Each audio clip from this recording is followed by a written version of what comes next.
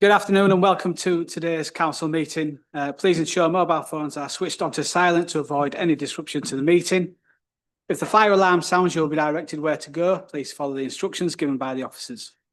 Please can I take this opportunity to remind members of the protocol to be followed at this meeting and the procedures in place in relation to speaking, which must be adhered to at all times. Please stand if you can for prayers.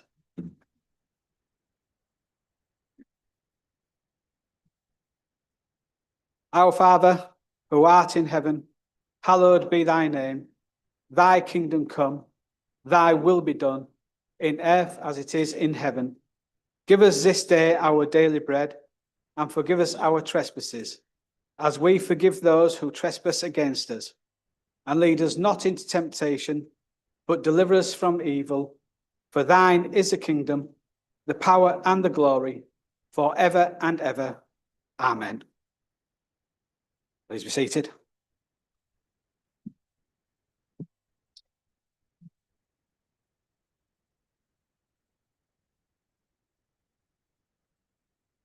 Alan, can you confirm any apologies for absence, please? Thank you, Chairman. We have apologies from councillors Pickering, Sargentson, Shepherd, Talbot, David Howard and Henderson. Thank you, Chair. Thank you very much. Is there anybody else that were not here that don't know they're not here? Good. Declarations of interest. Have we got any declarations of interest? If you would like to declare an interest, please press the button on your microphone and wait for me to call you to speak. Councillor Walker, please. Thank you, Chair. Non-pecuniary interest in item 9C, in that I'm also a trustee of the Bridlington Health Forum. Thank you, Councillor. Councillor Boynton, please.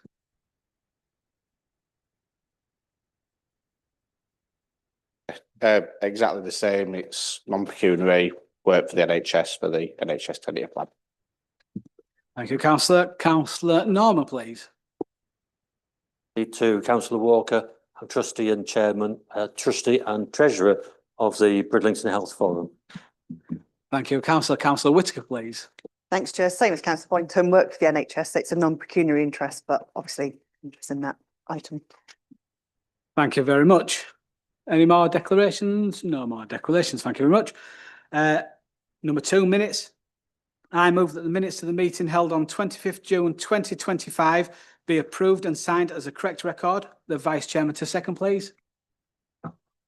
I beg to second, Chair. Thank you very much. We'll now take the vote. Please vote using the buttons on your microphone. Green for those in favour, red for those against, and blue for those to abstain. Thank you.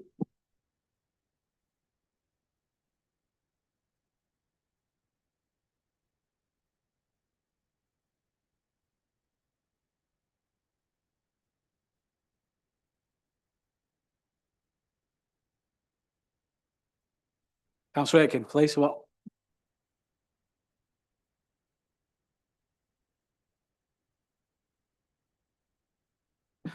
Bear with us, Councillor. We'll sort that. I presume you're going to press in favour? Thank you. Well, that is carried.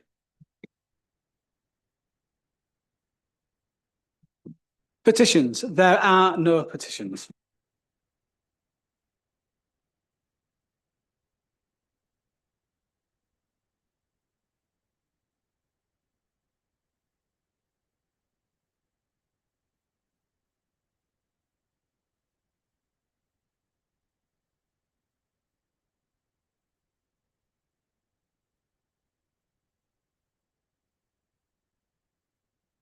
Questions by electors. There are no electors' questions. Item 5, communications. We have got one communication, and it's on behalf of the council. I would like to extend our warmest congratulations to the Lionesses on reaching the final of the UEFA Euro tournament. We are incredibly proud of the team's achievements and especially proud of our race riding connections with Jess Park from Brough, because she's part of the England team. Their determination, teamwork and passion have inspired the entire nation. I'd just like to say good luck England for Sunday's final, and I'm sure we will all be cheering you on. Thank you. Item agenda number 6, minutes of the Cabinet and committees. I move that the minutes of the meetings listed in item 6 on the council's summons be received and the recommendations contained therein be approved and adopted, with the exception of minute 15/25 of the Environment and Regeneration Overview and Scrutiny Subcommittee held on the 4th of June 2025. And minute 18/25 of the Safer and Stronger Communities Overview and Scrutiny Subcommittee held on the 5th of June 2025. Vice Chairman to second, please.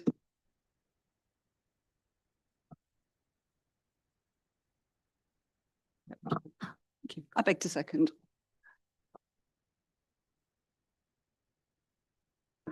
And we'll go to the vote, please. Green for, red against.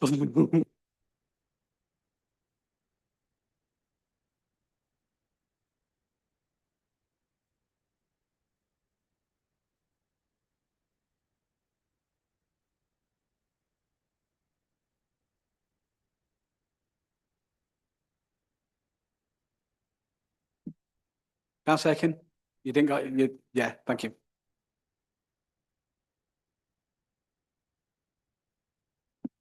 Thank you. Noted. Thank you. That is carried. Thank you very much. Agenda item.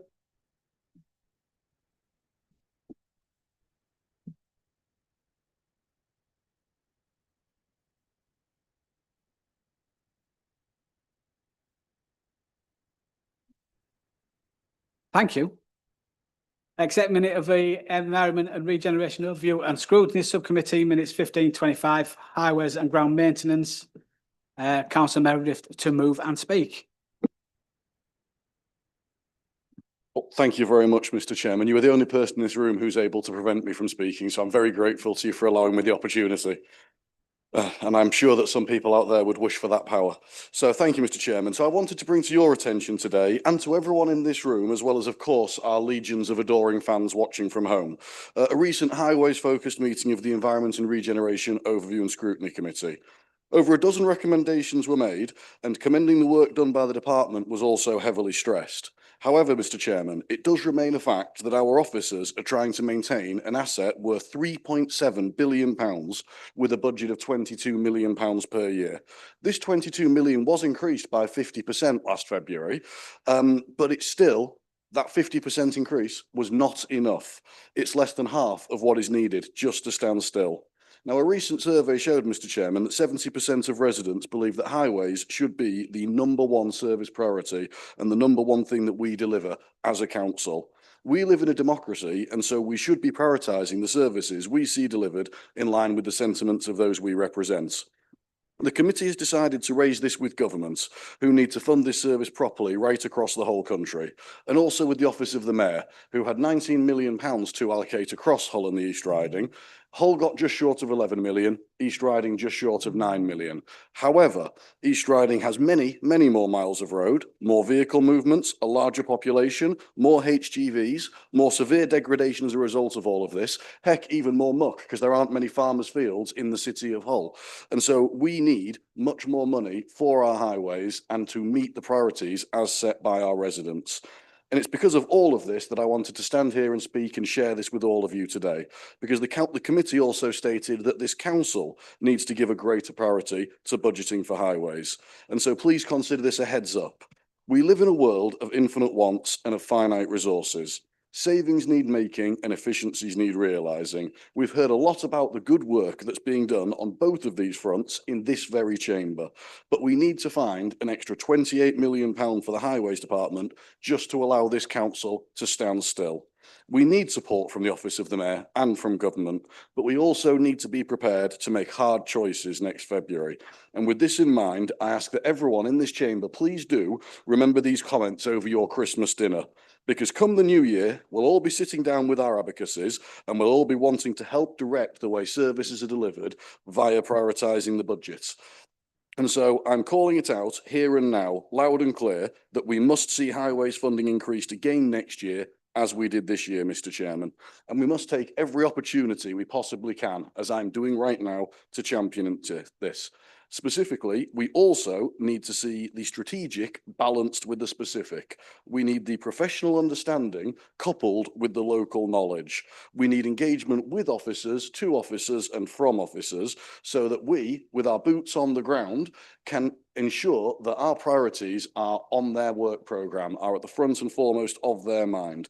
After all, Mr. Chairman, the highways are this council's shop window. They are more than any other service, and therefore they are what all of us in this room and what this authority gets judged on in a way none of the other 650 plus services do. Therefore, the reputational risk from our highways is as great as any other service, and we must see something significant to get the engagement and the funding that it deserves. Thank you. Thank you, Councillor. Councillor Denise Howard to second, please. Chair. Thank you very much. It's over to the members to speak. Councillor Nolan, please.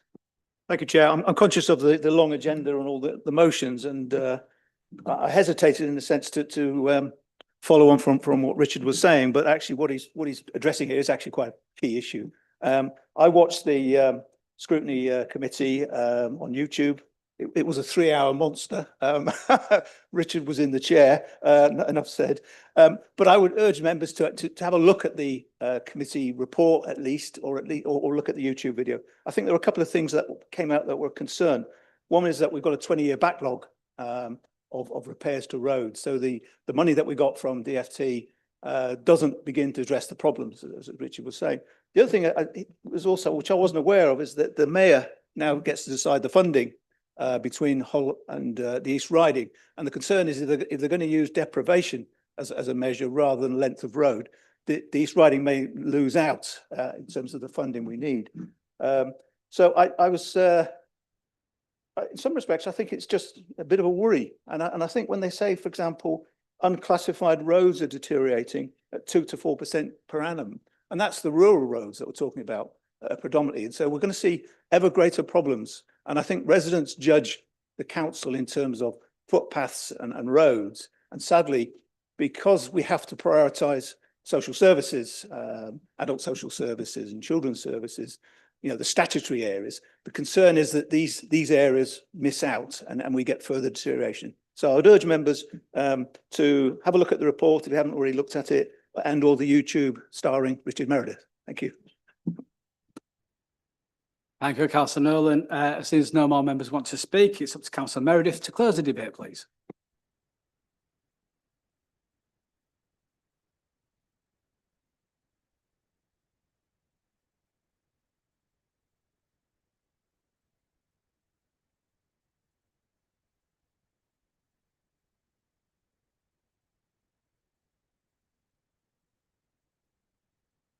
We need to see that considered with the most seriousness we possibly can.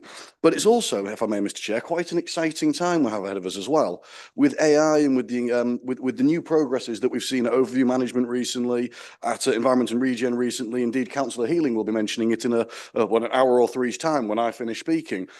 So there's a lot there to be spoken about. Specifically, though, attaching cameras to bin wagons will mean every square foot of our county gets assessed 3 or 4 times a week. That will speed along the reporting of issues fast enough for them to get a ticket. But it will also mean that the council can then repair issues before they get worse and before they get more expensive. We can get more bang for our buck instead of bang on our tyres. And so, Mr. Chairman, this is a big heads up, as I said in my speech to everybody, because this is something we need to watch, we need to adapt to, but we also need to make sure when we do have to balance the budget, when we do have to say money has to go to A and not B, that you will have to incur the wrath of me and talking at you until you agree, if you don't agree, that highways need to be front and centre. Thank you. Thank you, Councillor Meredith. Right, it's now closed the debate, so we're going to go to the vote, please. Green, red, blue. Thank you.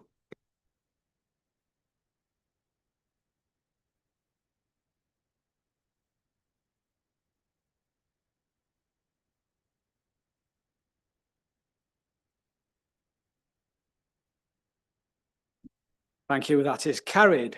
So the next one, expecting minutes, safer, stronger communities overview. Councillor Holt, be pleased to move and speak. Thank you, Mr. Chairman. I would like to that the accepted minute be received. I'm very grateful to Councillor Johnson for bringing this up. an important thing that we discussed at Safer and Stronger, and I'm interested to hear what she's going to say. Thank you.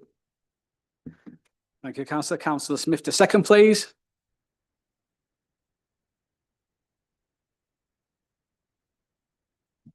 Thank you very much. Right, Councillor Johnston to speak, please.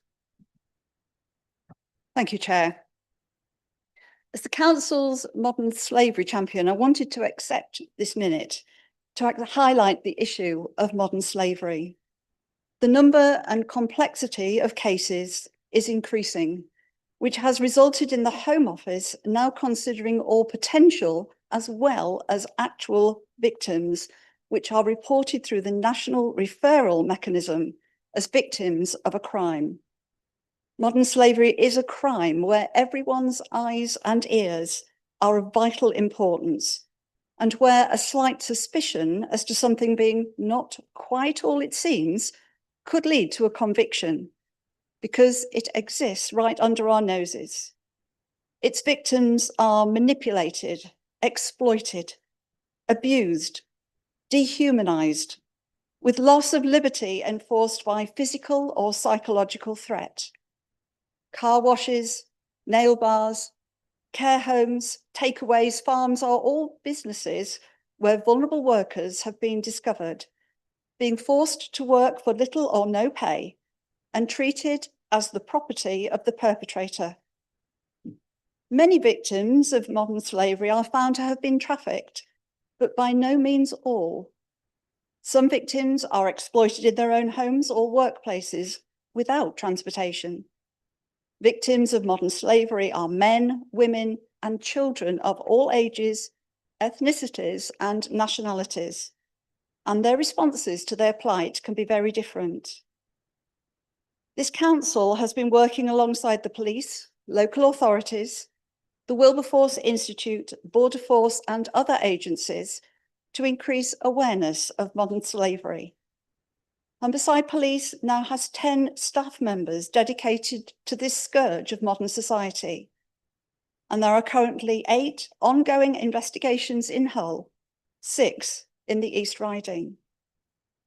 Because modern slavery impacts across many council directorates, especially adult and children's safeguarding, but also community safety, housing, social care, environmental health, licensing, procurement, education and training, and legal services, this council is developing its own policy, which involves 3 weekly meetings with many attendees from the aforementioned directorates, inputting to the strategy, which is in addition to their own responsibilities. The passion of our staff in ensuring all aspects of modern slavery are considered is remarkable. Their concern to uncover this crime and ensure victims are helped is heartwarming. Chairmanship of the group, which involves coordinating the strategy, has fallen to a member of the Adult Locality Wellbeing and Safeguarding team, who is doing a great job on top of her own, when ideally it requires a dedicated post. The Modern Slavery Group hope that such a post could be funded, if only part-time. In the meantime, the LGA, the Local Government Association, have published a councillor guide to tackling modern slavery, which is very helpful in education and awareness. Describes in depth the ways in which victims can be exploited, many of which do not bear thinking about, and which any caring person could not inflict on their fellow man, woman, or child. The guide also includes information on various ways in which suspicions can be reported. I would recommend it to you all. Light bedtime reading it is not, but if learning about uncomfortable reality means we can release victims from the clutches of their criminal overlords, then please do read it. Thank you, Chair. Please accept the minute. Thank you. Thank you, Councillor Johnson. Seeing as no other members wanted to speak, Councillor Hawkby to close the debate, please.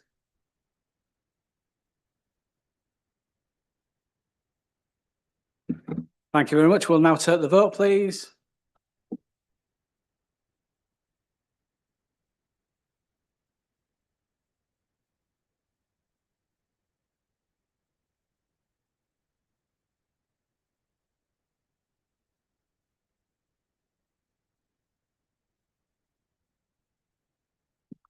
And that is carried. Thank you very much, councillors. Agenda item number 7, leaders update. Councillor Handley, please. Much, Chair. So good afternoon. I can't believe another year has gone. Where did that one go? It's been a really busy year for all of us in one way or another. We have seen a mayoral combined authority come to fruition, which is a fantastic opportunity for this region. Councillor Tucker, Councillor Ross, Councillor Dadd and I will be sitting on that cabinet along with Mayor Campbell. And on Friday, the portfolios that we will be given will be ratified. I have been out and about at different events, giving speeches, championing the region, including places like Liverpool, London, Leeds, as well as many others. And I can assure you, people up and down this country now know that Bridlington is the lobster capital of Europe. Last week, I met with a delegation from China who are very keen to invest in our area. I will be following up with them in the very near future to have a more in-depth discussion to find out exactly what they do want to invest in. As this is the last full council before recess, I thought I would let you know how we together have supported some of our communities this year with commuted sums. In total, we have allocated over £200 million to support various outdoor activities, which include South Cave Bowls Club. They got £30,000 for club improvements. Hornsey Town Council, £34,000 for some inclusive play equipment. Beeford Parish Council, £34,000 for play area improvements. Cottingham Tennis Club, floodlight installation, £18,400. Leconfield Parish Council, improvements to sports field and clubhouse, £92,209. Hessel Rangers Football Club, sports hall extension, £226,020. And last week at the Cabinet meeting, just under £1 million was signed off in commuted sums for sporting activities, which saw the most we have ever awarded to one project, which was £251,130.24. To Market Wheaton Terrace Council for their Beckside Park. There are many more projects that have been awarded, too many for me to mention here today. However, if anyone would like to see a copy of the areas that have been awarded and the amounts, please let me know. I do have a spreadsheet with all that information on. I'd now like to move on to the King's Award. This year, the East Riding has been well and truly recognised. The King's Award for Voluntary Service celebrates the outstanding work for local voluntary groups across the across UK and is awarded for life. It's equivalent to an MBE, and the King's Award for Voluntary Service is the highest award given to voluntary groups approved personally by the King. This year's awards will be announced on the King's birthday, which is the 14th of November. However, last year's I just would like to make a special recognition to. So in the voluntary sector, we had Fit Mums and Friends who inspire happier, healthier lives through community, physical activity, embracing fun and friendship. I was fortunate enough to be invited to this event, which took place in the Guildhall a couple of weeks ago. Fit Mums received their award from the Lord Lieutenant on behalf of the King. Hull and East Riding Breast Friends, known as Her Breast Friends, which provide inspiration, personalised support and positivity to people affected by breast cancer. and Pocklington Rugby in the community, who strengthen the community, enhancing lives through activities that promote health and well-being. The King's Award for Enterprise, there was 3 of those, and these are the most prestigious business awards in the UK, celebrating outstanding achievements by UK businesses in several key areas. 2025 award winners were announced on the 6th of May this year at the King's coronation.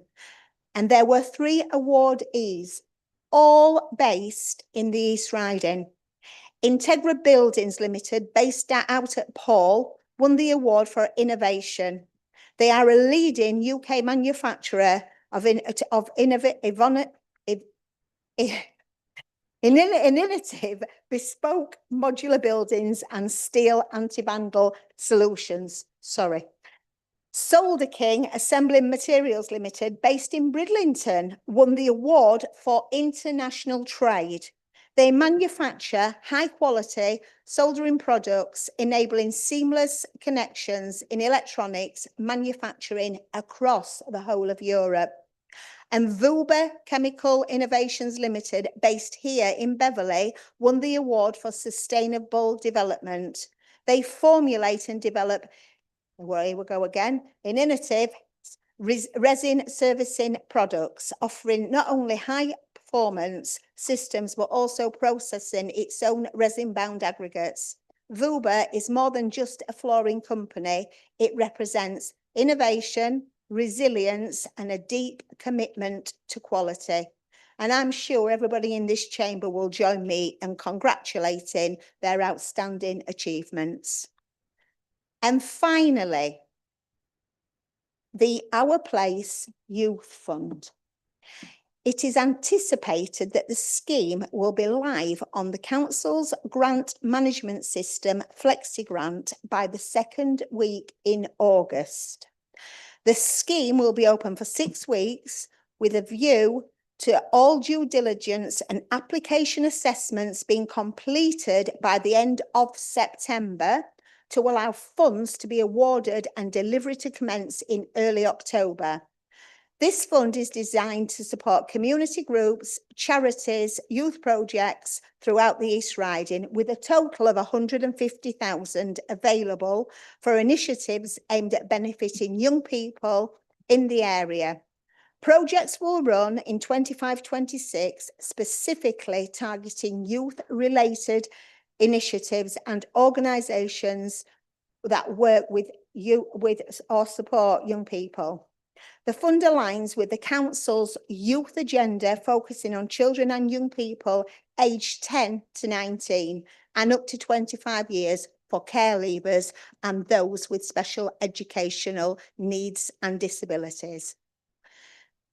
The Youth Fund aims to prevent antisocial behaviour, reduce substance usage and teenage pregnancies, protect young people from child exploitation, upskill workforce in youth work qualifications, engage young people in education, training or employment. Supported activities, the scheme welcomes a diverse range of projects, including but not limited to sport, recreation and leisure, music and drama, street-based outreach work support, supporting the Our Place mobile bus provision, nature and the environment, digital innovation for young people, and mental health, well-being and resilience building. There is an application process. It is through the FlexiGrant. I am more than happy to send everybody the details on that after this meeting today. So really, that is my update. I'm really pleased. I wanted us to end on how good we are, all of us, working together, looking after our community. It is the last meeting before recess, as I said. We will be hitting the floor running when we come back, because September will be the start of our budgeting process. So there is going to be an awful lot to do. But realistically, I just want to say to everybody, have a lovely restful recess. Honestly, this is how tired I am, everybody. I'm even mixing my words up. Have a lovely recess. Please relax and enjoy yourself, whatever you're doing, and stay safe. There's just a couple of things that have been brought to my attention while I've been standing here, and if I don't say them, I'll be into trouble. There are lots of activities going on after during the summer, but the 9th of August is Driffield Steam Rally, which will be phenomenal. And the 2nd and 3rd of August, we have the Blue Light Festival in Withensea. Sorry, Lady, you've run out of time. Down there, please do. Sorry, Chairman. Thank you very much, everyone. Thank you. Thank you very much. So now 10 minutes for questions. Each member may ask only one question. It must relate to the contents of the report. Councillor Coltish, please. Thank you, Mr. Chairman. Would the leader agree with me that it's no coincidence that this region has such a vast array of innovative businesses, and thank our members of staff who work really hard in economic development and in the business support team to foster those businesses that provide jobs and prosperity for this region and put us on the map. Go on, Councillor. Very much, Councillor Coltish, and yes, I would be delighted to join you in that. They do a fantastic. Our inward investment development team do a fantastic job, and quite honestly with you, I am blown away by what they can achieve. Also, our voluntary sector organisations, it has to go without saying that they too go up above and beyond to look after people right across and every plethora. They look after everyone. So yes, thank you very much, Councillor Coltish. I'm delighted. Thank you. Thank you very much. Councillor Aiken, please. Indeed, and thank the leader very much for the update. Obviously, I'm very excited about the youth funding pot. I think this is really, really great news. And can the leader just assure us that there will be a full comms package that goes out to our wider community to be able to dip into that fund pot as soon as the final details are sorted? Councillor Aitken, yes, there certainly will be a comms package going out. And can I just state, this is not part of the Diffie Fund. So you've actually got two bites of the cherry when it comes to youth provision. There's the Diffie Fund and there is the Youth Provision Fund. So there's two bits there to go out, and please, please, please take every advantage of that. Thank you. Thank you, Councillor. Seeing there's no more questions, we will move swiftly on to portfolio holder report. Councillor Healing, the portfolio holder for communities and public protection, will make an oral report, please.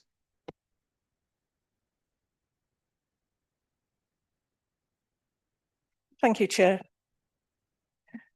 Could I have slide 1 on, please?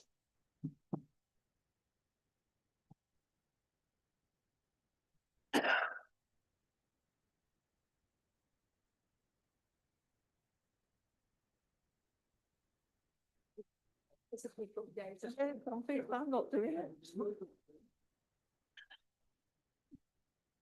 Thank you. I think we're there now. No, we're not.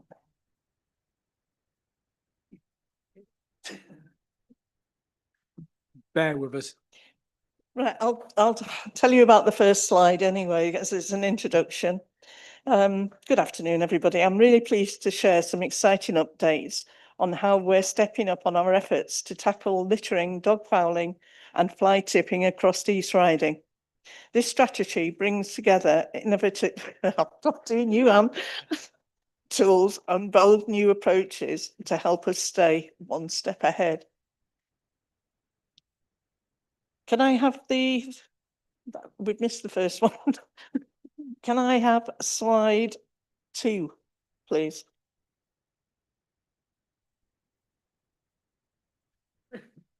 Okay. There are 4 elements in this strategy: a 12-month private enforcement trial, trialling mobile CCTV towers, exploring how AI can support enforcement, and expanding the use of remote hidden cameras in rural areas. Let's have a quick look at these on slide 3.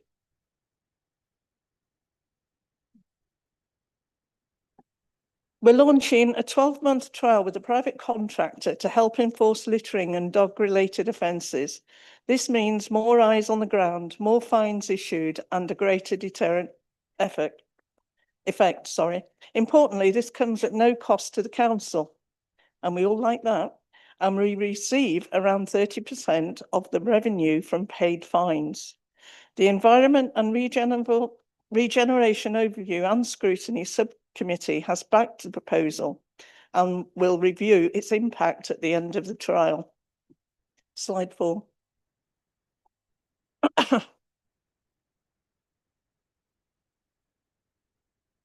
That's not slide 4.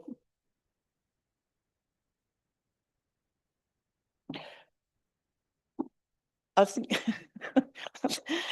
we're getting all mixed up here with these slides. Can you keep that slide there? I will and put that video on, please, until you get these other slides sorted. Thank you.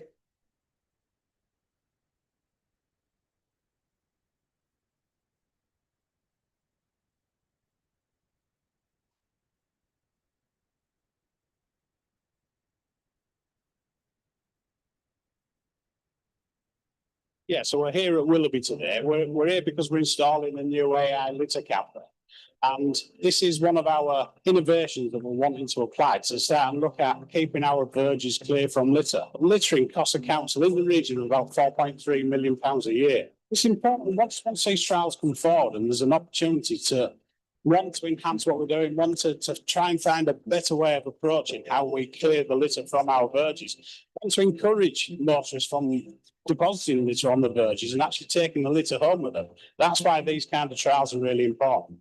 So this trial here is going to be one of those where it can automatically detect litter being thrown from vehicles, capture the number plate, so that'll give us an opportunity then to go and find out whether there's a prosecution there available. So this trial that we're running now, we're going to run it for 12 weeks. And with the trials, if we do find motorists that are depositing litter onto the highway, what we're going to do is send them a warning letter first. We want to educate people. We want them to stop from throwing litter onto the verges. We want them to take it on and dispose of it properly.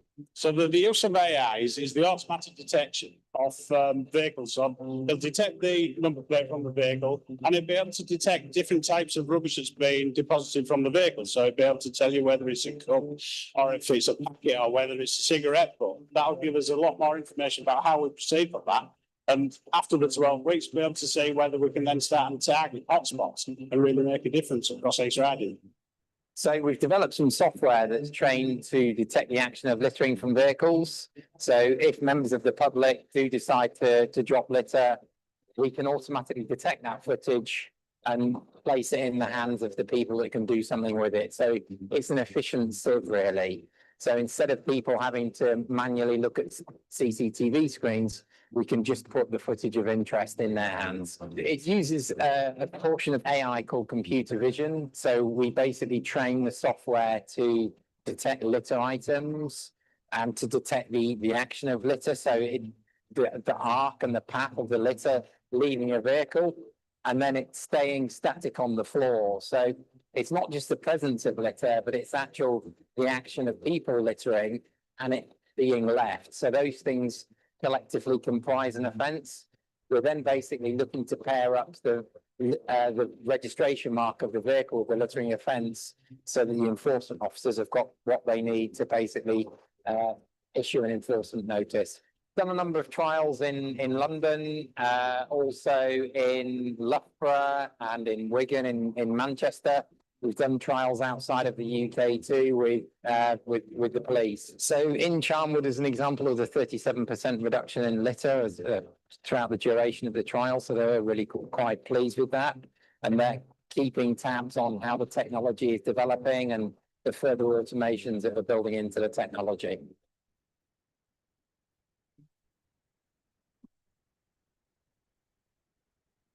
Thank you. Can we try slide 6, remote camera?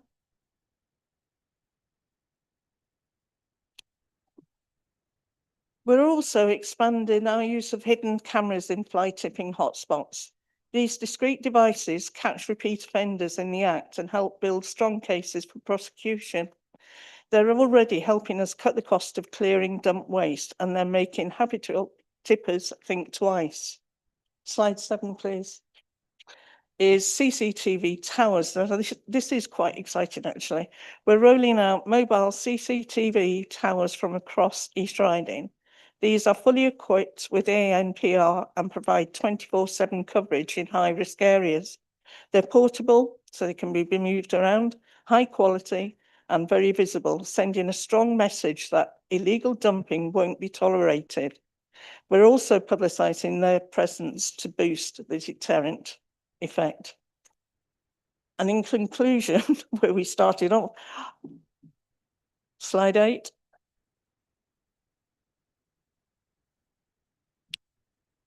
All these initiatives, except the private enforcement trial, are only possible thanks to the members' initiative,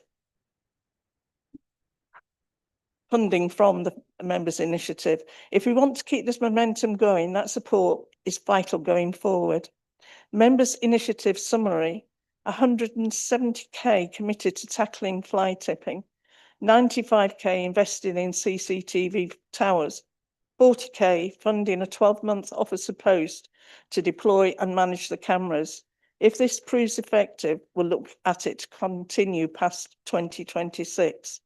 And 35k remains for new remote cameras, signage, publicity and AI trial costs. Together, these measures give us the best chance of making a lasting impact. I'm sorry about the mix-up of slides. I'm not quite sure what happened there, but I hope you got the gist of this. Anybody wants any more information, please come back to me, and I'm more than happy to fill you in. Thank you. Thank you, everybody. Thank you, Councillor Healy. There are now 5 minutes for questions. Each member may ask only one question and it must relate to the contents of the report. First up, Councillor Meredith, please. Thank you, Chair. Firstly, I may now need to declare an interest as a member of 4 different litter picking groups. My question, though, Councillor Healy, if the trial is successful, and I hope it is, are cameras or processes going to be able to apply common sense? Preventing littering is something I wholeheartedly endorse, even if litter picking is the second highest proportion of my exercise after walking to the pub. But what I wouldn't want to see is little old Ethel being at a market stall, dropping a change and getting a fine. So I would like to ask for some reassurance that, that understanding can be applied and that the process isn't a purely mechanical one. In short, is there intelligence in the AI? Thank you.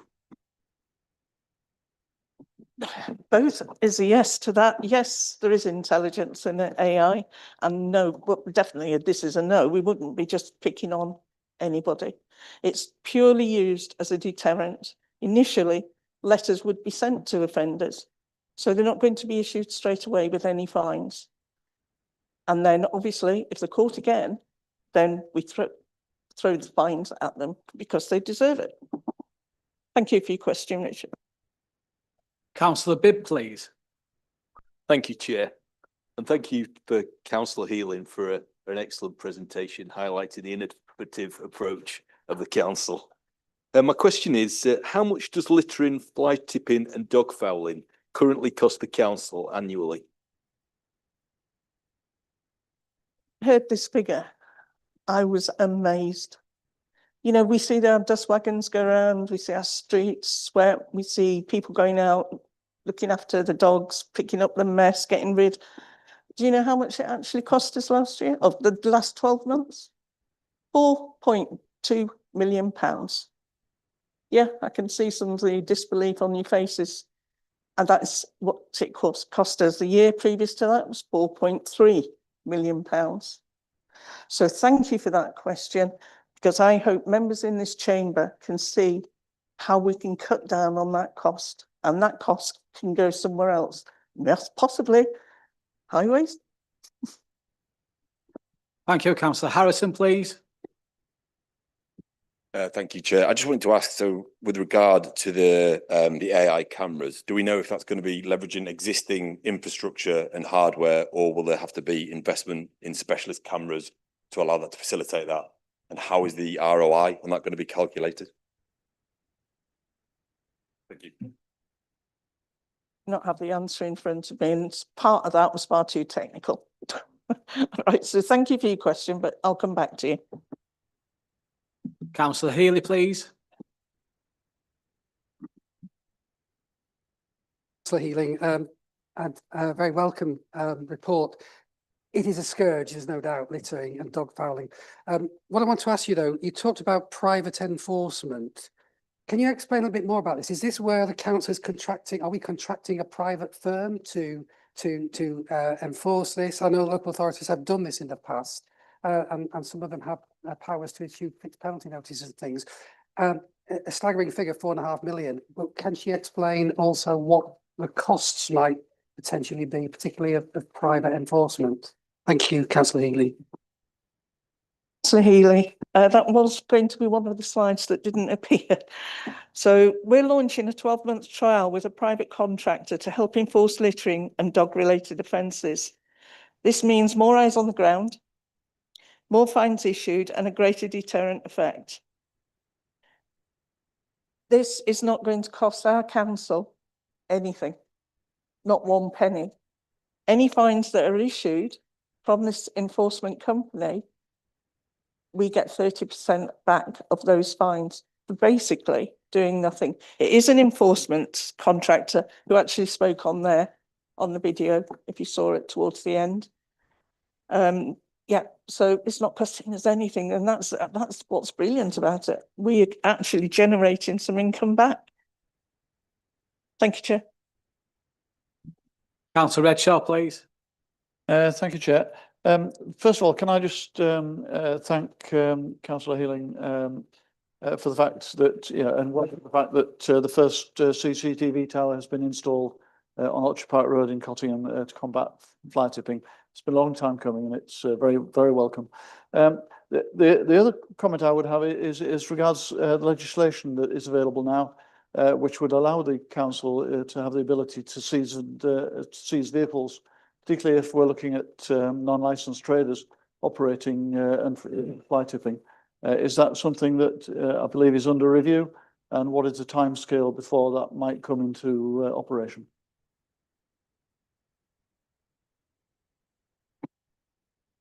Redshaw. Now, I can't answer this in full, but I do know that it is under review. And if and when I get some more information on that, I'll come back to you. But at this moment of time, I can't answer that question. Thank you, Councillor. That's out of time now, so we're going to move on to the next one. Sorry, people, we didn't get your question in there. So now we're going on to Councillor Bibb, please. Councillor Bibb, for your motion. Thank you, Chair. So just to recap on the motion for the benefit of those watching online, this council resolves to work with gyms and schools to educate young people on the adverse effects of performance-enhancing drugs, such as anabolic steroids, human growth hormone, and stimulants on both physical and mental health. Noting that these substances, which are commonly used by young people for cosmetic purposes, not only have the potential to cause major health problems, but are also linked to increased aggression, domestic violence, and criminal behaviour. That this council writes to the relevant government minister to encourage them to highlight the issue around PEDs and crack down on the supply and importation of these dangerous substances. Now, just to be clear, the objective of this motion isn't to ban or criminalise performance-enhancing drugs. It's to give young people the information so that they can make an informed choice on their usage. Legally, it is a grey area. Anabolic steroids, for example, they're legal for personal use, but they're illegal to supply. And there's also a considerable amount of misinformation, especially on the internet, and also just general bro science in the gym seems to take precedence over scientific fact. But I would like to recognise the fantastic work that this council are already doing in this area. There's projects such as the Juice Bar, which provides specialist iPad harm reduction, education and screening, and works with several East Riding gyms already. There's also the Impact Youth Service, which works with schools and colleges in our area, providing services to young people who use iPads and those who are at risk of onset of use. We also have a postal and pharmacy needle exchange, which prevents the spread of bloodborne viruses, which is very important as many performance-enhancing drugs are delivered by injection. However, These resources, there's not enough resources for these services, and we need to go much further. So, what imaging performance enhancing drugs are we talking about? Anabolic steroids, human growth hormone, insulin and insulin suppressants, weight loss and fat burning drugs such as ephedrine and clenbuterol, tanning drugs, both injectable and inhalants, unregulated dietary supplements, and aesthetic injectables and fillers.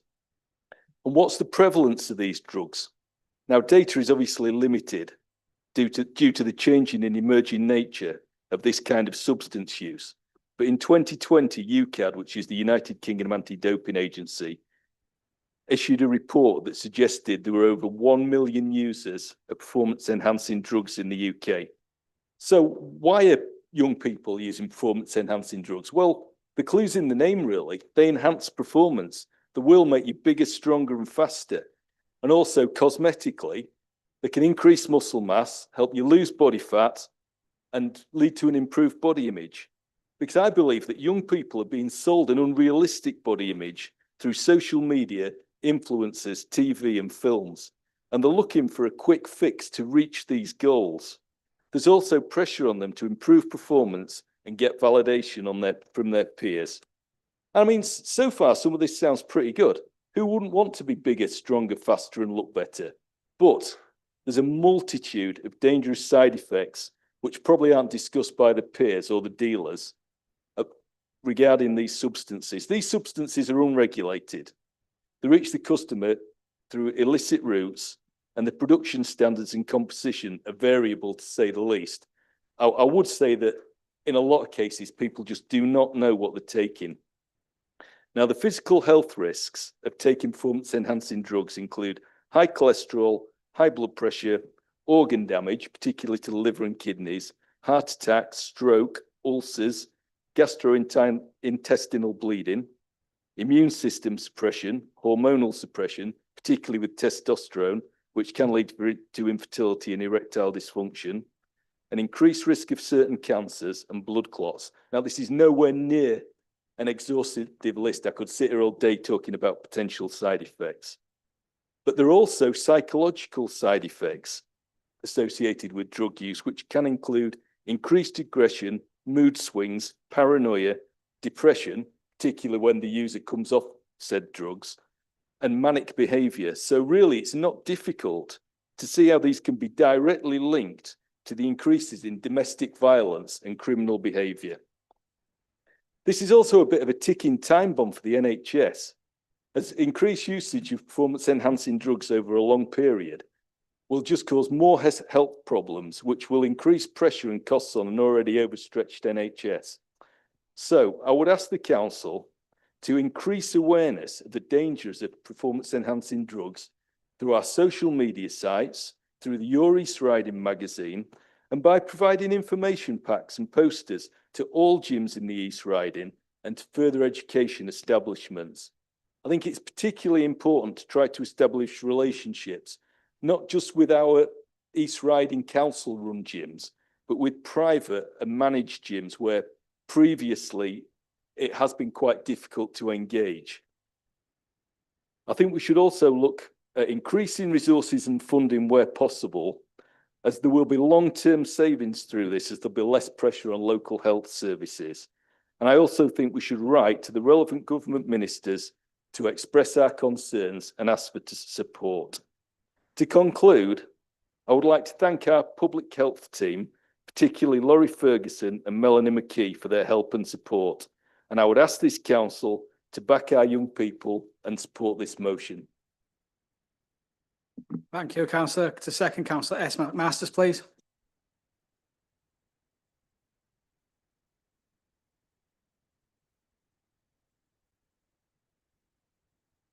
Thank you, Chair. Beg to second. Thank you. Councillor Tucker, please. Thank you, Chairman, and thank you, Councillor Bibb, for bringing this really important motion to this council.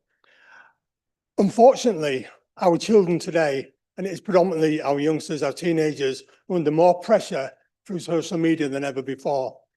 Anybody with a smartphone are 2 clicks away from ordering anabolic steroids. 2 clicks. All you got to do is do a quick search on Google, found a retailer quite often in the Far East, push a button, your drugs are on the way. And it's the impacts of these drugs, because as you said, Councillor Bibb, nobody actually knows what the uptake and what the make of these drugs are. I have been at the sharp end in the NHS and seeing these youngsters coming in with GI bleeds, hemorrhaging, because they don't know what they're putting in the body. Often the parents don't know what they're doing. They can't understand when the children have severe mood swings. So I thank you, Councillor Bibb. I will be supporting your motion. It's hugely important that we resolve this. I thank you. Councillor Whitaker, please. Thank you, Chair. I decided to rise to speak. I was recently appointed the lead speech and language therapist in the newly formed Autism Mental Health Support Service, which aims at reducing suicide rates within our autistic population of 16 plus young adults and adults. I'd like to make sure that somehow in the wording, if we do write to the Minister, that we include an understanding within the neurodiverse community. It has a slightly different nuance because it's to do with ruling passions, etc.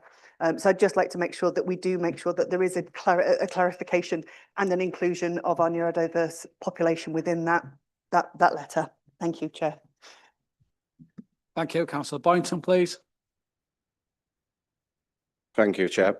Probably should have declared an interest as work in the NHS as a mental health nurse in our local units. It always sticks in my memory a gentleman who I won't name and can't name, who was extremely psychotic, an avid gym goer, who got admitted to us under the Mental Health Act. But when he was well, he spoke quite clearly about psychedelics. There's a lot of education there. People know if they take psychedelics, there's a risk that enduring mental health will continue. Where with steroid use, forgive the terminology, but if you speak to young males going to the gym, they will probably say there's a chance the testes will shrink, but that's probably the worst case scenario you're going to get. Where actually, over the years, there's quite a number of admissions to our local mental health units. So again, completely support the motion, and I wish every success in the future with it. Thank you, Councillor. Councillor Phoenix, please. Thank you, Chair. Yeah, I'd just like to congratulate Councillor Bibb on a brilliant motion. I've learned quite a lot. It's quite surprising and shocking at the same time. We'd just like to say that when we do contact our young people, I think we also have to remember how we communicate with them. And I think it's probably a good idea to think about where they get their information from. So maybe looking at TikTok and other sites rather than, you know, Easter Riding Magazine is brilliant, but I'm just questioning how many people would actually be reading that, and just have a think about different forms of communication. Thank you. Thank you, Councillor. Councillor Wilcock, please. Thank you, Chair. And again, I congratulate Councillor Bibb on this very, very important motion. If you want an example of the damaging effect that performance-enhancing drugs has on the individual, yes, they may improve the performance, but at what cost? Just go back and look at the East German athletes who are most force-fed performance-enhancing drugs, what it did to them physically, sexually, and all the rest of it. These things are an absolute shame on our society. I fully agree with your intentions to try and take action against them. So thank you. Thank you, Councillor. Councillor Healy, please. Thank you, Councillor Bibb, and as you can hear, you've got support on this side of the chamber, particularly the public health aspect. I mean, as far as this council is concerned, there's a public health imperative here to get this right. I'm not quite sure how the work, what the form the working with the gyms and the schools to educate young people is going to take, but I'm sure that working with the council's public health team, you'll formulate that. I'd be interested to hear more about what that's going to look like. You know, what's it going to manifest itself? Leaflets, potential social media, that kind of thing. But good luck with bringing that forward, because it is something that we don't talk about very often. Clearly, it's something that's passionate to yourself, and we have a lot to learn. So thank you for educating us It's much appreciated. Thank you. Thank you, councillor. Now there are no more members ready to speak, so councillor Bibb, please close the debate. All councillors for listening and for taking this on board, and also especially to Councillor Whitaker and Councillor Phoenix for what I feel are some excellent suggestions. So we'll certainly take those on board, and I will ask everyone in the room to please support this motion, and I would like to close the debate. Thank you. Thank you. The debate is now closed. I will now take the vote. Please vote using the buttons on your microphone.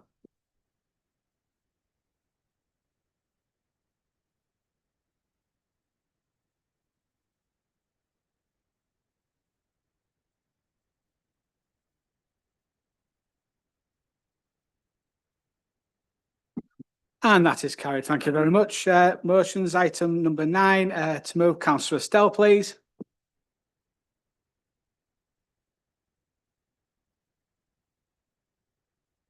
Thank you, Chair. I'm very pleased to move this motion today because it gives us the chance to take a really constructive step forward, one that could improve road safety, reduce congestion and restore confidence in the rules of the road right across the East Riding. What this motion proposes is very simple. We ask our officers to conduct a proper review of whether this council should apply for the powers to enforce moving traffic offences, and to look carefully at the costs and benefits, the potential impact on safety and congestion, and bring back a clear set of findings and recommendations for us to consider.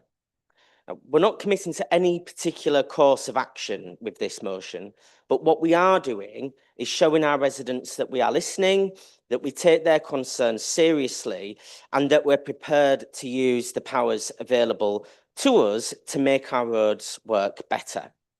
And we know these powers can work because they already do elsewhere. Now, when the government extended moving traffic enforcement to councils outside of London in 2022, it was a long overdue change. For years, councils have been able to enforce parking offences and bus lane contraventions, but moving traffic, things like illegal turns, no entry violations, yellow box misuse, sat entirely with the police. Now, the problem, of course, is that police forces just don't have the resources to sit at every junction enforcing minor contraventions, and rightly their priorities are elsewhere. That's why this change was made, to let councils pick up some of that responsibility at known trouble spots and keep our roads running smoothly. And already many authorities have shown it can make a real difference. In Hull, the City Council applied for these powers in 2023. And they focused on junctions like Holderness Road and Freetown Way, where congestion was made worse because drivers blocked yellow boxes and ignored lane markings. They installed cameras, issued fines, and compliance improved significantly within months. Those junctions now flow better. Buses run more reliably, and drivers think twice before blocking everyone else. In North Yorkshire, enforcement powers have been used in Harrogate and Scarborough to tackle illegal turns and no entry violations at key junctions. They've seen measurable improvements. Residents say they feel safer because busy roads now, they feel safer crossing busy roads now that rules are actually enforced. Even North Lincolnshire, not exactly known for being ahead of the curve on transport, has adopted these powers and installed cameras in Scunthorpe town centre to protect restricted areas.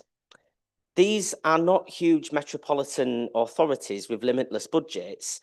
They're our neighbours, and they recognised the problem, took up the powers and made a real difference. And there's no reason why we can't do the same here.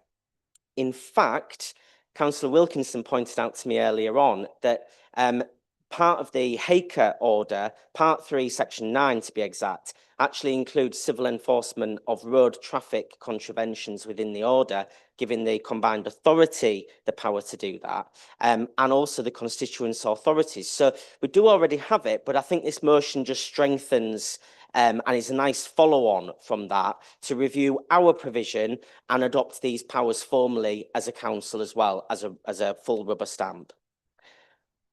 So nowhere is, in my opinion, clearer for this need than, of course, in my ward, the Woodmansey Mile and Long Lane junction. The reality is that the current junction design was dictated by the circumstances at the planning stage. For those that don't know, Long Lane, well, Woodmansey Mile and Long Lane became the main access for a new housing estate. And at that stage, it was the only practical entry route available. There was no option, there was an option on the table to block Long Lane entirely to through traffic, which would have preserved it as a quiet lane. But that option was strongly opposed by residents of Long Lane itself, the parish council, and previous ward councillors at the time. But in practice, the design hasn't delivered what was intended. Drivers routinely ignore the ahead-only signs. Every morning, as queues build up on other roads, drivers cut the corner and turn illegally into Long Lane to avoid the queue. They then speed down a narrow lane with no pavements, passing families walking to school, passing elderly residents who feel intimidated even just trying to cross this particular road. And I've stood at this junction myself and watched car after car turn illegally with no thought for anybody else. And residents are quite understandably fed up. Here are just a few of the comments that residents have sent me and my colleagues over the past 2 years. Every time I walk down Long Lane, I see drivers ignoring the signs. I've never once seen anyone stopped or challenged. It's terrifying walking my children to school with cars hurtling past. Long Lane feels more dangerous now than ever. It's become a rat run. We have to be honest, redesigning that junction at this stage isn't realistic. We are where we are, and for now, the best we can do is enforce the rules we already have. That's why last year we worked to put a traffic regulation order in place to ban the turn from Woodmansey Mile into Long Lane and vice versa. That was the right thing to do. But by itself, it hasn't solved the problem. Because as residents keep telling me and my colleagues, a TRO with no enforcement is just a sign on a pole. And the frustrating thing is, we can enforce it. Officers have already indicated to me that they see moving traffic enforcement as a potentially good solution at this junction, and they're willing to review whether the council should adopt these powers to do it. That's what this motion enables, a proper structured review of how these powers could be used, not just at Woodmansey Mile and Long Lane, but at other trouble spots right across the county. Colleagues, this is a positive and proactive motion. It shows we're prepared to look at what works elsewhere. It shows we're prepared to listen to our communities when they tell us rules are being flouted. And it shows we're prepared to use the tools available to us, rather than shrugging and saying nothing can be done. There are other benefits as well. We know that moving traffic enforcement improves compliance over time. People learn if they break the rules, there are consequences and behaviour changes. It can help keep buses moving, support active travel by making crossings safer, and even generate a modest revenue stream to cover the cost of enforcement. It also sends an important signal that this council stands behind its own decisions. Every time we approve a TRO, every time we put up a new sign or paint a yellow box, we're making a promise to residents that those rules mean something. But right now, we fail to enforce, and what we're really saying is, it doesn't matter. Well, it does matter. If the evidence stacks up, if officers come back and recommend that we adopt these powers, then we'll be ready to make an informed decision and to act. If the evidence doesn't stack up, then we'll know why, and we can explain that to residents too. But doing nothing, continuing to shrug our shoulders, is not good enough. And colleagues, let me finish on this point. Woodmansey Mile and Long Lane, the design wasn't perfect, but the intention was right. The TRO was the next step, but it's not enough. We owe it to those residents to go the final mile and explore enforcement properly. And we owe it to every community across the East Riding where drivers block junctions, flout signs, and put others at risk to show that we're prepared to act. This afternoon, we have the chance to take the first step, a modest, measured step towards safer, better managed roads and towards showing our residents that their concerns are heard and their safety matters. I move the motion and I urge colleagues to support it. Thank you. Thank you, councillor. To second, councillor Herzog-Mullins, please.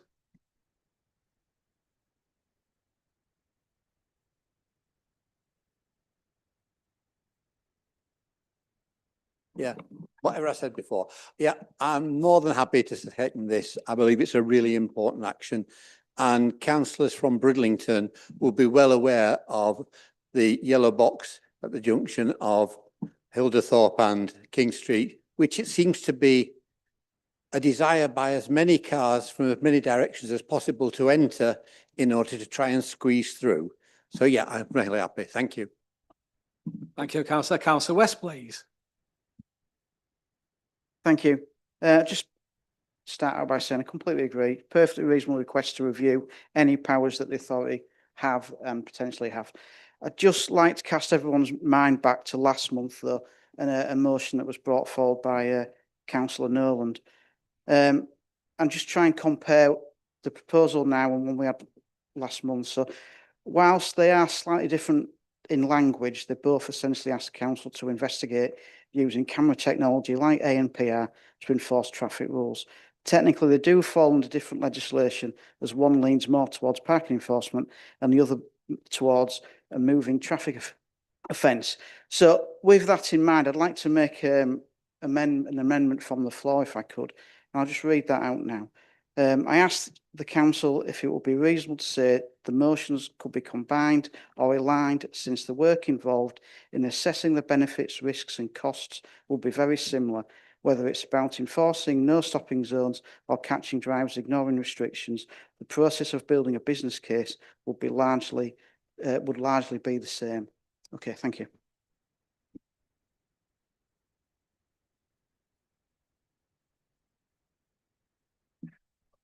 So you got a proposal that you want to add that amendment and you're going to second it. Councillor Estelle, what do you think to that amendment?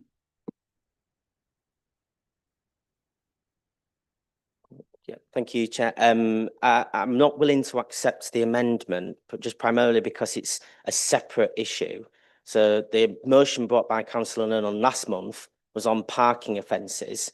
And this is on a really specific issue of moving traffic offences. So it's different to a stationary parking offence.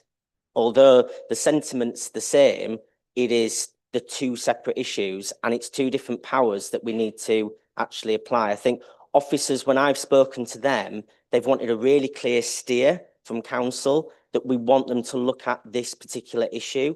And I think it would just muddy the waters. So yeah, I'm not willing to, and it's a previous motion and we wouldn't be able to bring that motion back within 6 months. So the amendment wouldn't actually be able to happen anyway, because it's already been agreed. Clarification on that, because we've already voted on that amendment. Yeah, you have. That motion. Can you just give us 1 minute to clarify with the chief exec? Because just bear with us 1 minute, please.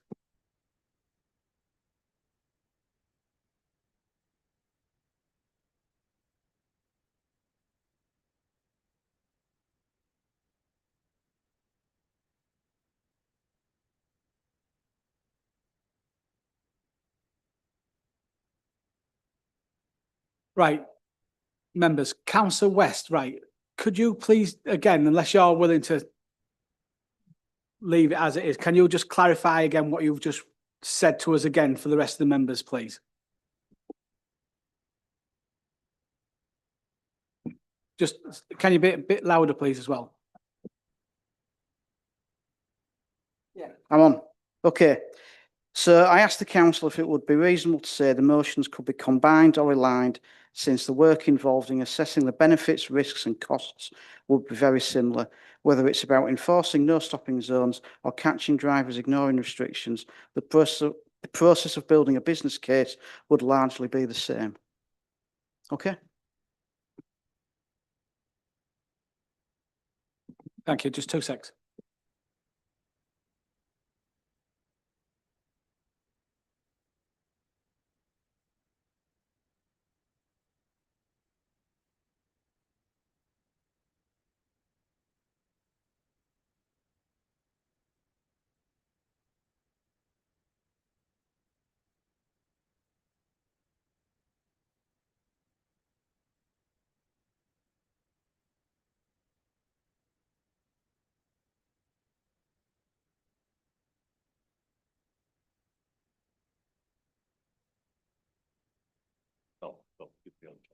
Right.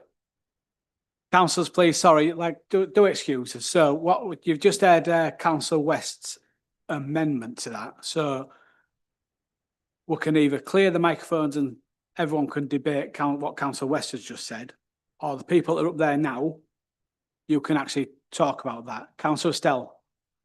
Yeah, please, point of order, please, yeah.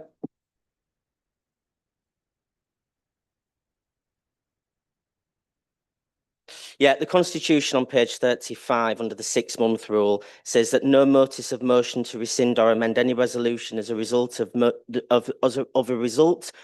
notice of motion passed within the preceding 6 months, and no motions or amendments to the same effect as one which has been rejected within the preceding 6 months shall be proposed until the notice thereof bears the name of at least 17 councillors. When such a motion or amendment has been disposed of by the council, it cannot be open to any councillor to propose a similar motion within a further 6 months. The Constitution is clear. The amendment is wanting to combine a motion with this motion that we've already voted on last month. So it's quite clear in the Constitution. Thank you. Right, thank you very much. Right, it's my call. Councillor West, I'm going to not accept that amendment, and we're going to go straight on with the next debate, which is Councillor Whitaker, please. Thank you, Chair. I rise to support this motion wholeheartedly. It does seem technical on paper, a request for review, but the reality is the reality on our streets is deeply human. When rules aren't enforced, people stop believing they matter. And when it comes to traffic offences, whether it's cars ignoring no entry signs, blocking junctions, or taking illegal turns down quiet residential streets, it's not just a nuisance, it's dangerous. For residents walking to school, cycling to work, or simply trying to cross the road safely, the everyday reality of minor traffic violations can feel anything but minor. We've heard powerful examples already, and I know that many of you could name junctions in your own wards, let alone the long lane one we've just talked about, where things happen like that every single day. Drivers flouting the rules, residents asking, why isn't anything being done? This motion is the start of an honest answer. It's not a rush to punish, it is a measured step towards accountability, asking for our officers to examine the facts, explore best practice, and bring back a clear-eyed report. If the evidence supports enforcement powers, we can move forward. If it doesn't, we can explain why. But doing nothing, continuing to watch signs be ignored and residents put at risk is not an option. Other councils, including our neighbours, have shown that this can work, not to make huge profits and not to be heavy-handed, but to make junctions safer, traffic smoother and rules meaningful again. Let's show our communities that we're listening, that their safety matters, that when we set a rule, we mean to stand by it. This is a modest ask, but with potentially major benefits. I urge you to support the motion. Thank you. Thank you. Councillor Hammond, please. Thank you, Chair. Firstly, just to declare an interest as Deputy Police and Crime Commissioner. Obviously, priority of mine is to improve road safety on behalf of the Commissioner. Secondly, I'm happy to support the motion, fully support the review. I've actually spoken to our traffic management team about it myself as well previously. But I just want to be clear, it is not currently the case that people who break traffic regulation orders and break traffic rules do not get enforced against. So that absolutely does happen. I was at a meeting in Woodmansea with the Parish Council and Councillor Estelle and local police officers and our own traffic management team who were clear that they would enforce the traffic regulation order this council's put in place. And the local policing team are out there doing that as much as they can. Fully support the move to try and get AI to help us do that as well. But I just want it to be clear that it benefits nobody sending messages out there that the police and the council will not take action against people who are naughty, because they very much do. We've also got something called Operation Snap, which is run by Humberside Police to tackle dangerous driving and the breaching of traffic regulation orders and also weight limits. That's a fantastic initiative which we've been running for about 18 months now, where if anyone's got a camera and it's safe for them to video a car doing that or a vehicle doing that, any breaches of traffic regulation orders or weight limits, and also if they've got a dash cam, which we give out free dash cams as well, they can report that to the police easily online. We're getting over 600 submissions a month now, and 2/3 of those are resulting in action by the police against drivers. So absolutely happy to support this review, but just to be clear, enforcement action is taken against people who break the rules. Thank you, Chair. Yeah, thank you for clarifying that. Councillor Gill, please. Oh, sorry, Councillor Nolan. Apologies. I was going to have to change my name then. I mean, just to be clear, the motion that went before council and was supported was about parking offences outside schools, which comes under our existing powers of civil enforcement. So, for example, in North East Links, they have ANPR outside schools, but they do not have moving traffic order powers. The moving traffic order powers that Councillor Stell mentioned, they were allowed in May 2022, and a number of councils applied. It wasn't until October 2024 that 22 of them were granted it, including Hull and York. So it's a relatively new thing. Having said that, I think it's something we should look at. It has to have ANPR, so it's going to be pretty expensive, and we have to look at how we're going to fund that. But I don't see a reason to fall out over what's been put forward, because it is talking about a report. I think possibly 3 months is a little bit harsh, given they've got August on holiday, but be as it may. So my suggestion would be that council passes the motion that's before us, because I think we're all in favour of looking at it, and then ask the officers to maybe look at both items in their reporting rather than having sort of separate reports. I think that's perfectly reasonable. So on that basis, and I think most members are in favour of this, and we've got a lot to get through, can I therefore move that the vote be put on as it's printed?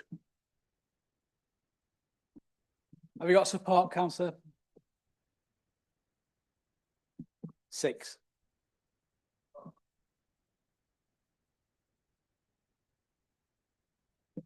Yeah, that's clear. You got support on that one.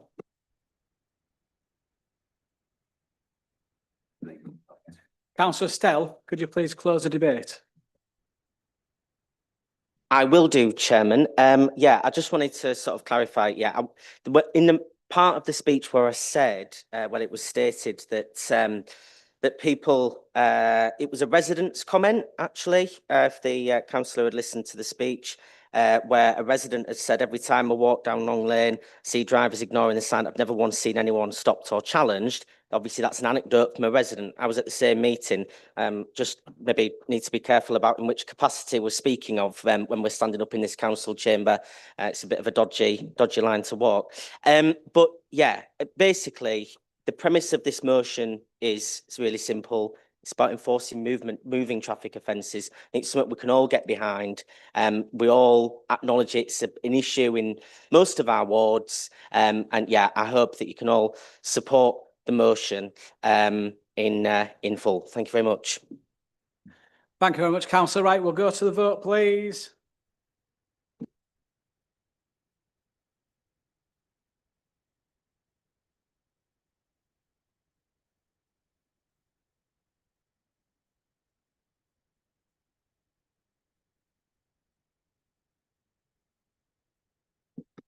Thank you. That is carried. Thank you. You want a point of order? You can have a point of order, please. Yeah. Thank you, Chairman. It's a point of order on the Constitution. I'm afraid a mistake, it doesn't matter now, I voted for the motion, but a mistake has been made because the part of the Constitution that Councillor Estelle read out with regards to the amendment was on a notice of motion. This wasn't a notice of motion. This was a notice of amendment moved from the floor. I've just read the Constitution on moving amendments and there was no breach of the Constitution on Councillor West's amendment. So thank you, Chairman. Thank you for that. We will obviously, yeah, we will note and we'll get back to you. Thank you. Right, notice of motion number 9, Councillor Owen, please.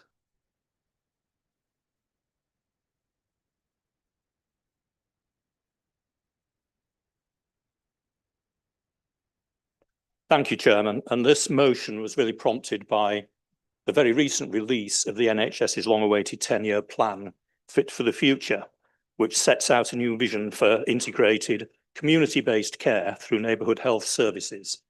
Now, I'm not going to read out the whole motion. You can take that as read, but I will be referring to quite a few bits of it in the next few minutes.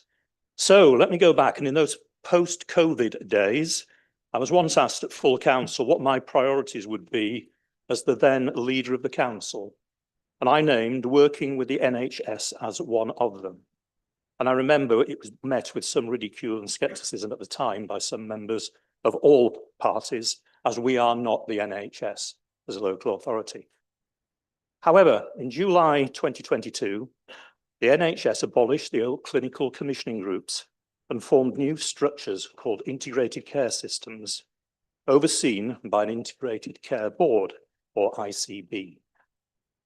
We fell within the boundaries of the Humber and North Yorkshire ICB, which encompass North Yorkshire, York, East Riding, Hull, North and North East Lincolnshire, those local authority areas. And the aim of these new ICBs then was to reduce health inequalities and improve the healthy life expectancy of our populations. And they would do this by developing and delivering a plan for meeting the health needs of their populations, managing NHS budgets and resources. Bear in mind our current ICB has a budget of about £4.3 billion a year, commissioning healthcare services from various providers and working with partners, that's ourselves, to improve health and well-being of their communities. Our ICB was split into 6 places, coterminous with the local authority boundaries.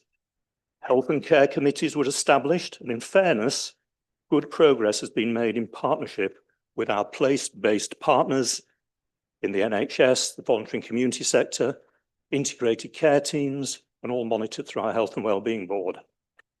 However, people are living longer, but with more complex health conditions, and most of the NHS budget is spent on treatment in hospitals. Waiting times for A&E and mental health services are longer than ever, and in the East Riding we have an exponentially growing elderly population, placing pressures on all services. In terms of social care nationally, national local government overspends on budgets up to March this year were 774 million overspend, up 25% on the previous year. And remember, our adult social care budget is round about 140, 150 million pounds and growing, and makes up more than 30% of our council budget. So how has government responded? With a new 10-year plan entitled Fit for the Future, rapidly following its abolishment of NHS England and a new plan for ICBs. ICBs, as we knew them, are now to be totally restructured. Our effective place-based partnerships are going, and the ICBs have been told to reduce their costs by around 50% by the end of the year.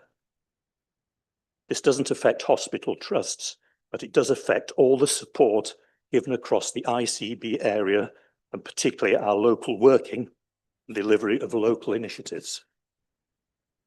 To put in context, the ICB has to reduce its staff from around about 620 to around 280, and instructed to do so with no loss of services. And this new 10-year plan of the NHS comes with what we have been termed 3 shifts. First shift is to move care from hospitals to communities. More care on community settings and in community settings.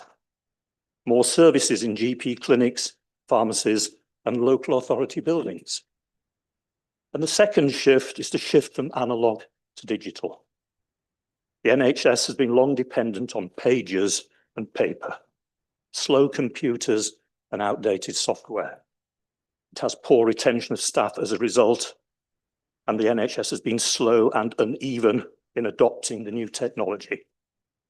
There needs to be a shift to shared electronic records, AI tools to predict illness and treatment, and more virtual appointments. And now the third shift, most pertinent to ourselves in local government, a shift from sickness treatment to prevention.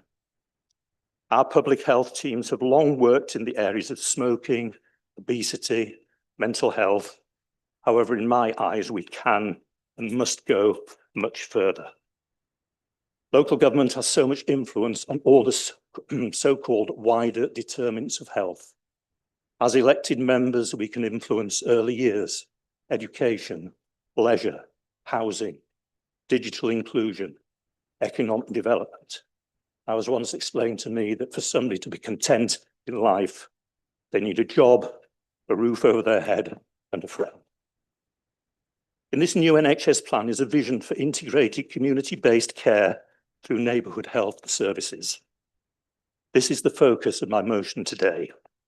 If this 10-year plan is to succeed, it must include all those who can help make it happen. Through our public health teams, we have the data and the evidence to understand our communities and where help can be targeted. We can influence and oversee so many things which can prevent ill health. We can work on primary and secondary prevention with our partners. In fact, we understand our communities better than anyone. So I ask in my motion, if you read it, we recognise our role and we have a place on all those new governance bodies as equal partners in these new area health partnerships. So since the motion was submitted, government have written to local authority chief executives and ICB leads, inviting expressions of interest to pilot neighbourhood health services with a joint submission. We hope to submit an expression of interest for the East Riding, incorporating known areas of deprivation, including rural, coastal and urban, which leads me to the amendment by Councillor Phoenix. I fully understand the sentiments around a national plan and an all-party commission on the future of health and care. Absolutely laudable, but they are both strategic generalisations, which I'm afraid waters down my original motion.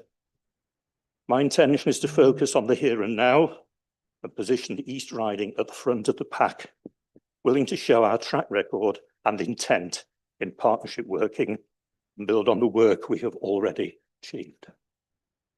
I don't want the motion to dilute our local intent to be equal and leading partners in this new world.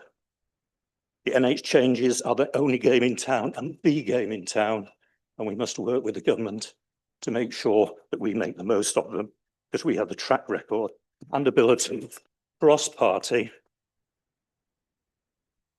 to deliver on those wider determinants of health. We must work with the government to ensure the best for all our residents, regardless of party politics.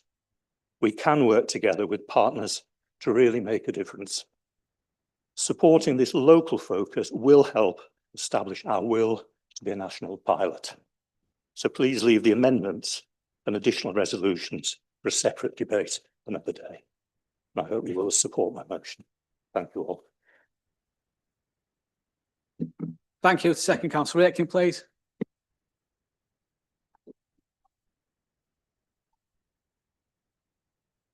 Thank you, Chairman, and thank you, Councillor Owen. I'm really very happy to second this motion. It's a clear and well-considered proposal that puts East Riding in the right place. It's a genuine partner in shaping how neighbourhood health services are delivered locally. The NHS 10-year plan sets out a bold ambition for integrated community-based care. But for that to work, councils like ours need to be at that table, not just delivering services, but helping to design them. This motion reflects that. It's practical, focused, and rooted in what we can do now to make a difference. It calls for things we act on, securing a seat at the table with the ICB, ensuring our strategy and strategic roles are recognised, reviewing our own assets and our own workforce, and showcasing the great work already happening in places like Halton Price and Hornsey Leisure. These are real, tangible steps that will help us deliver better and more joined up care. And this really matters, especially for our children and young people and the families who support them. Here in the East Riding, we're proud of the work that we're doing in children's services to improve outcomes and support families early. We're listening to our children through our youth council, through school engagement, through direct feedback from those with lived experience. They're telling us what matters: access to mental health support, safe spaces in their communities, and services that talk to each other. Children don't experience life in a silo, and neither should the services that support them. This motion helps us move towards a system that's more responsive, more collaborative, and more rooted in the communities that it serves. Now, while I understand the thinking behind Councillor Phoenix's amendment, I won't be supporting the amendment. The additional asks, as Councillor Owen has already suggested, like the National Commission and the fully funded social care plan, are important, but they take us into territory that's beyond the scope of this motion. We risk losing the focus on what we can influence here and now. That said, I do think the issues raised in the amendment deserve attention. So I'd suggest that through our scrutiny process and with the support of our Cabinet Member for Health, obviously Councillor Owen, we explore those wider national concerns that could include writing to ministers and our local MPs to make sure our voice is heard on that bigger picture. But let's keep this motion clear, achievable, and focused on what matters most to our communities. And I will always say, especially our children and young people. So I'm proud to second this motion and ask for your support. Thank you, Councillor Aitken. To move in as amendment, Councillor Phoenix, please. Yeah, the reason I just wanted to acknowledge, first of all, the brilliant motion and from Councillor Owen, and I 100% support everything in that motion. The reason I've put forward this amendment is that I do think it's really important to understand, and I really do believe this, that we're kind of avoiding the elephant in the room, really. As many of you will know, there is a report that the current government has requested that Louise Casey comes back by 2028 with a report on health and social care. And I don't believe that we can fix the NHS until we've actually tackled that. I do accept what Councillor Aitken is saying, and thank you for that. But it's just that the points at number 4, the addition that I wanted in was a fully funded national plan to fix the social care crisis as advocated by the LGA, and the establishment of an all-party national commission on the future of health and social care to build cross-party consensus on long-term funding, integration and workforce solutions. Thank you. Thank you, Councillor. To second, Councillor Redshaw, please. Good Chair. The only thing I wanted to add was that currently the current government really is showing very little commitment, certainly in the short to medium term, as regards the social care crisis. And my feeling certainly is that this amendment adds significantly to what is already an excellent motion. And what we're looking to do is building all-party national consensus. And I would hope that would stretch across the chamber. Thank you. Thank you, Councillor. So going on to members. Councillor Nolan first, please. Thank you, Chair. When I first read Councillor Owen's motion, the word lengthy came to mind. Indeed, I don't think I've ever seen a motion quite as long as that. However, it is thought out, that it is asking for things, and it does have a local focus, and it talks about the council's role in partnership with other bodies. The amendment, though, just looks like somebody throwing in a wish list of big items. I mean, just to take one of them, which I actually agree with, is that we need a fully funded national plan to fix the social care crisis. Yes. And can I just say that we had the Dilnot report published in 2011. That's 14 years ago. And we're still trying to deal with it. And to suggest that Labour government's only been in power for a year, because it somehow should have sorted it out, is farcical. Yes, there are some good things in here in terms of the amendment, but they are really national issues.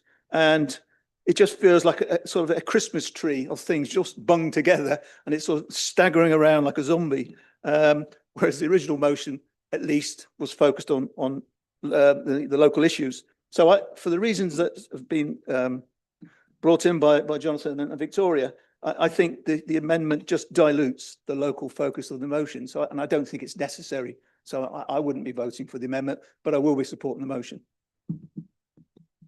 Councillor Healy, please. Thank you, Chairman. It's an excellent motion.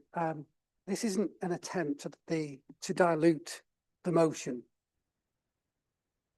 And I think that referring here, whenever you're discussing this subject of adult social care, it would be remiss not to really understand where the real issue lies. And everything that's in the motion is correct. But we just can't ignore the fact that this government does not care about fixing this problem. You know, and instead of acting to sort it out, they've chosen to launch yet another review, the Casey review, a process which I don't know what the intentions are behind it, but it's not going to report until 2029. That's 4 years away. That's 4 more years of families struggling, of care workers being underpaid, of 4 more years of older people, disabled people being failed by a broken system. It's not just kicking the can down the road, it's shoving it into the long grass and walking away. As Councillor Phoenix says, this is the elephant in the room. And that elephant is a crumbling adult social care system, which is falling upon our shoulders to struggling to deal with it, already past breaking point. It's patchy, it's underfunded, and it's not fit for purpose. So why put it in here? Because it's at the essence. It's at the essence of everything. It's not intended to dilute from this motion, but it's intended to point the finger where it needs to be pointed, which is at this government, which is not interested in taking a stance in fixing it. And that's why I think it is important just to have these couple of bullet points put in. A fully funded plan. Now, it's easy to say that. The call is for an all-party commission. That's what's been called for in Parliament. Because how do you fix that?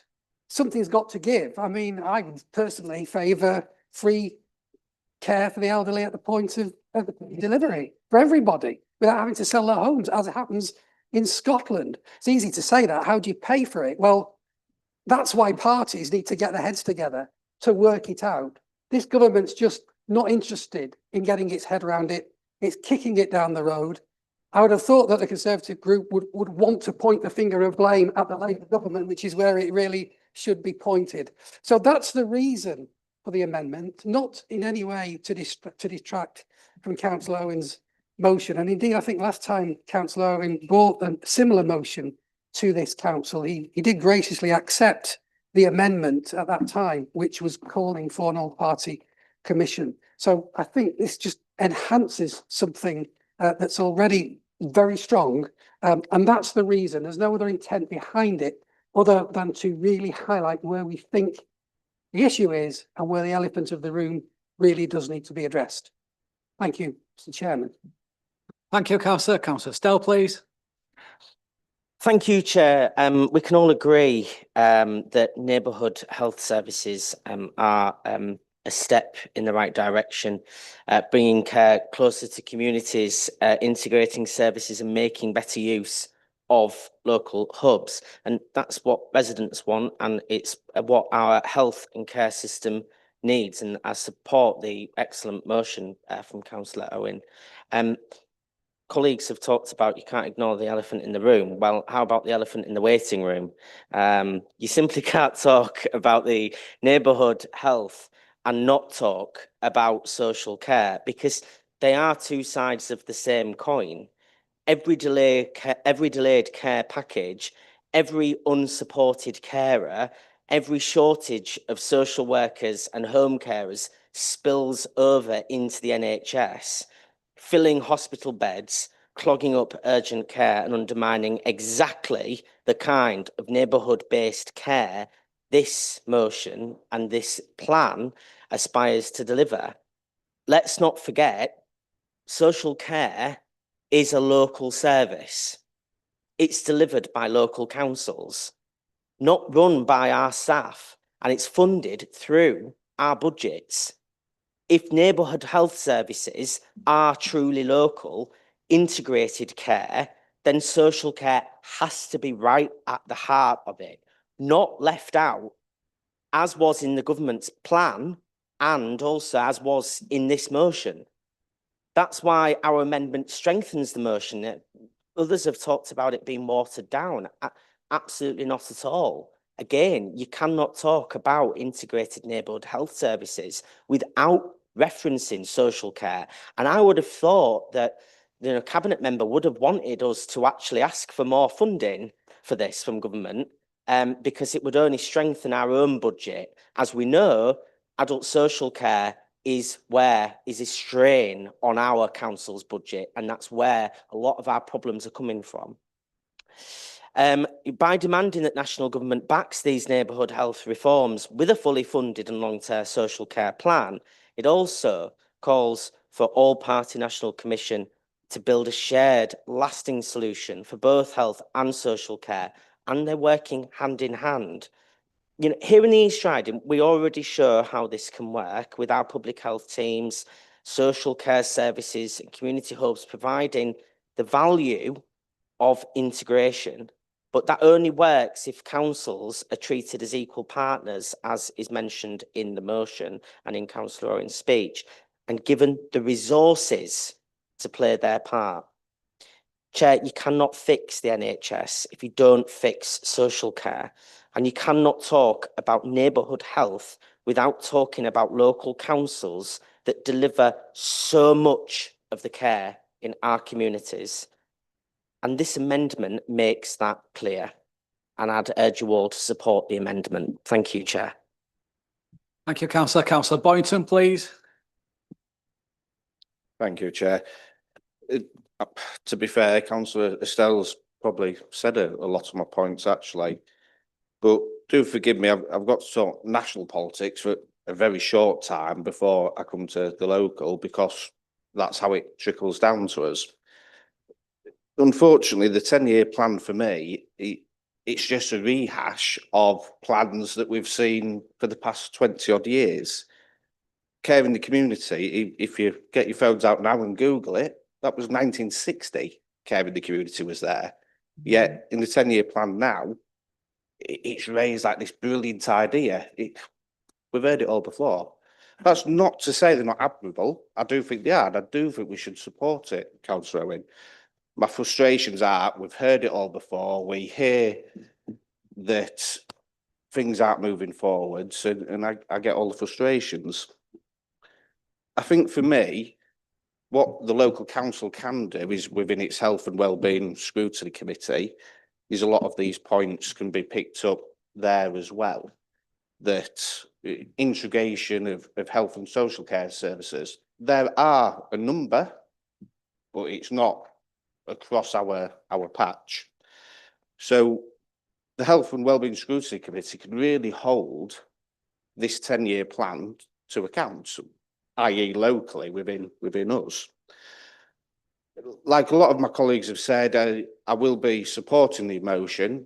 I think it does add to it, but if it does fall, then I obviously will be supporting the motion as well. Thank you very much. Thank you, Councillor. Councillor Lee, please. Thank you, Chair. And first and foremost, I wanted to pay huge respect and credit to Councillor Owen, who has led this authority on health matters and issues over a substantial number of years. He has huge respect by his peers across the country, has represented this authority nationally. And I just wanted to highlight that because, you know, his motion is extremely well crafted, I think, and is specifically geared to what we can achieve. And I completely understand the wider issues. We are not going to fix the NHS here this afternoon in this local authority. And I think the whole intention, as I see it, of the motion was to ensure that we specifically home in on things that we can do, and to give ourselves, as has been highlighted by Councillor Owen and Councillor Aitken, a seat at the table to ensure that we are shaping the policy going forward, all of the things that we need to do as a local authority. So, as so often in this chamber over the years, we always seem to need to move things away from the core and the heart of emotion. We get sidetracked so often, and as much as they may be worthwhile in principle, we get moved on to areas where we simply have no authority and we simply don't have the power to actually influence that easily. So I would implore everybody in this chamber to support only the original motion because it's well crafted. It's come from the most experienced member that we have and have had probably in the history of this council over many years on health matters. Very often in life, less is more, and we can achieve something rather than a lot of nothing. So I would implore members just to support the original motion. Thank you. Thank you, Councillor. Councillor Wilkinson, please. Thank you, Mr. Chair. Yes, I think I'm of a similar mind to most people when I first looked at this motion and thought, this is extremely long and a lot to read. And I looked very carefully at it. And it says the council believes, and it goes on about neighbourhood health services, local authorities, neighbourhood health structures, local public health teams, local directors of public health, local NHS government, and continues in that theme through the whole thing. Local, local, local.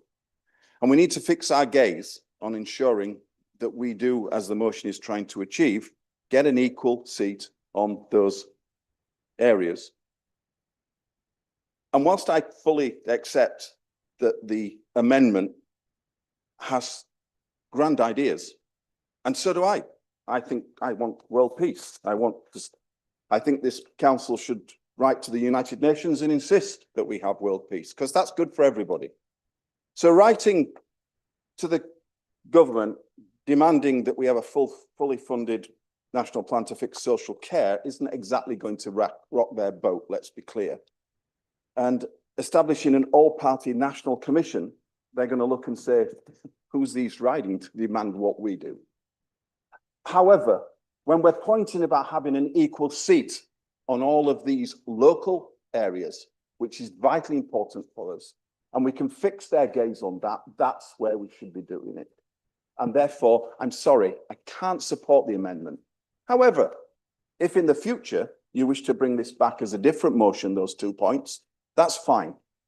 But let's not lose focus on what we're trying to achieve here. Thank you. Thank you very much. Councillor Blakeston, please. Thank you, Mr. Chairman. About 5 years ago, I was asked to chair something which became known as the Driffield Healthy Town Project. And I chaired it as the probably least experienced or qualified person as far as health's concerned.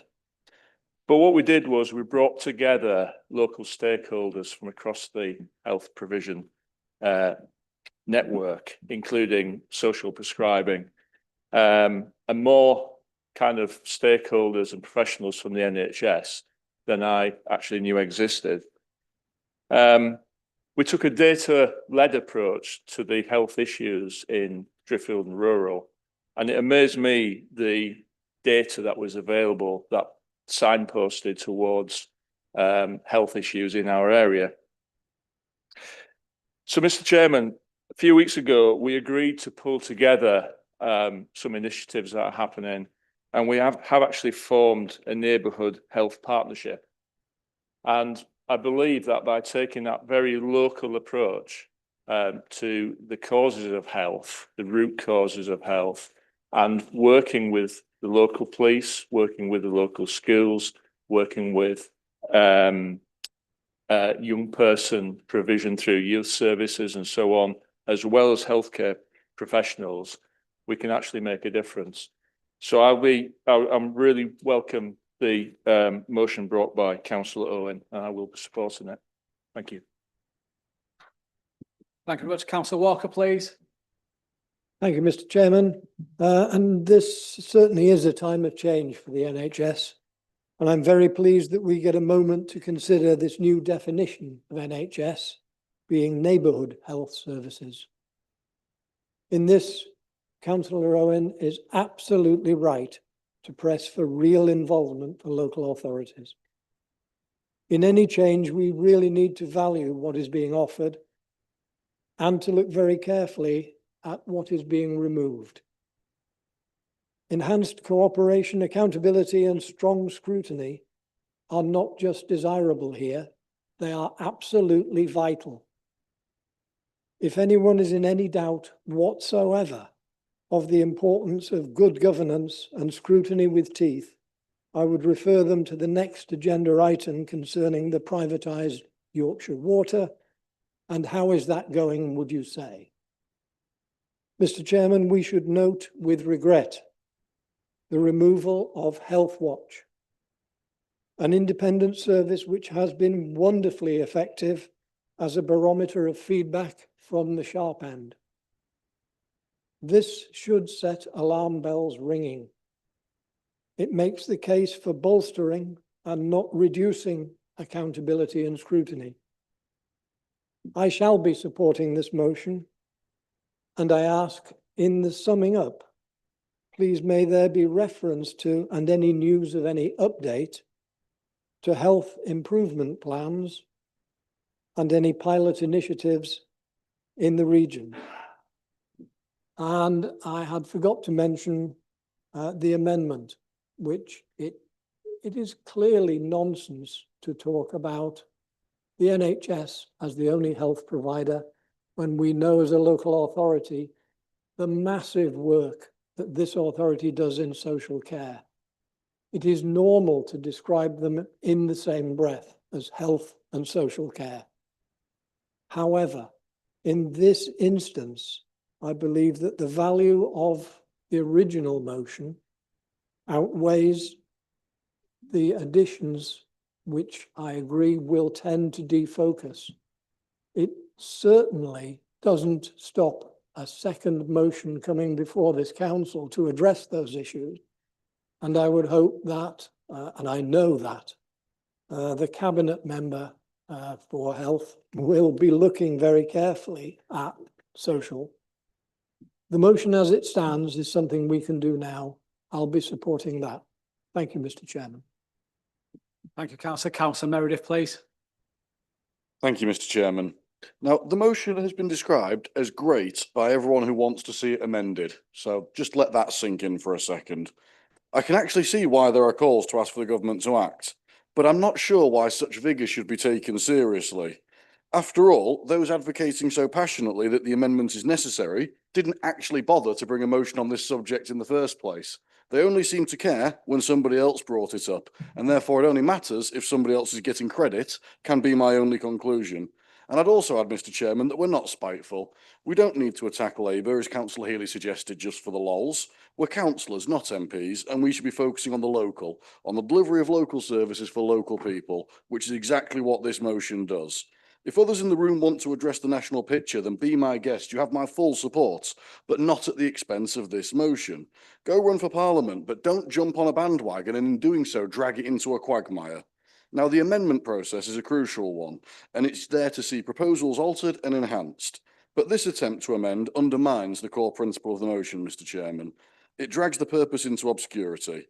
No one can disagree with any of the points before us, but the motion needs appointing, and the amendment, as Councillor Walker has said, Councillor Wilkinson has said, can be brought up in other ways, other forms, other forums, through MPs.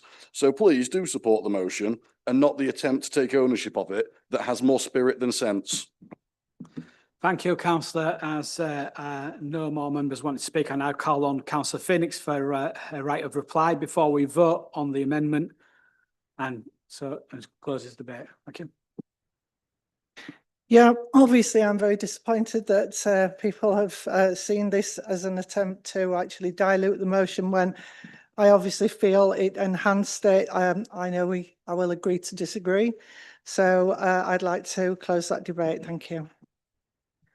Thank you very much. So we're going to vote on Councillor Phoenix's amendment using the buttons, please.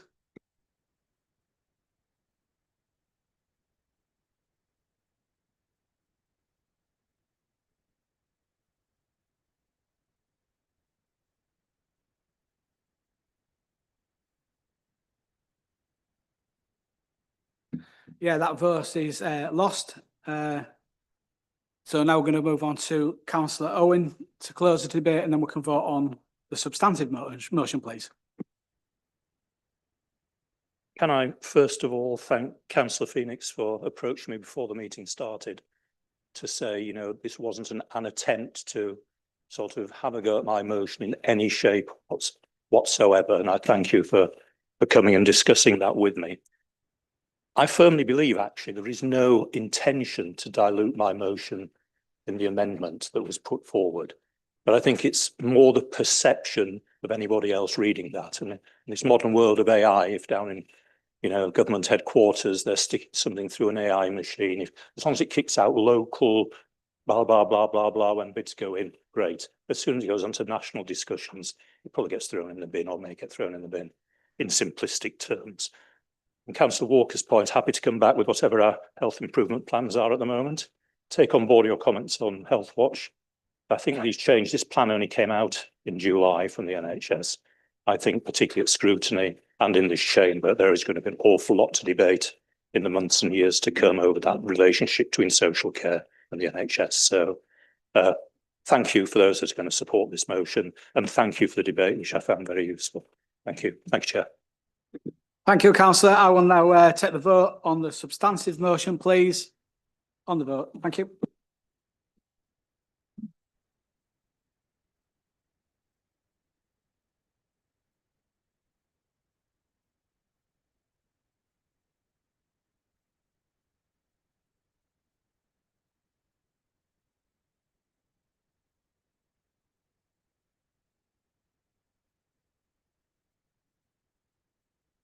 Press the right button, it does help. Yeah, that's carried.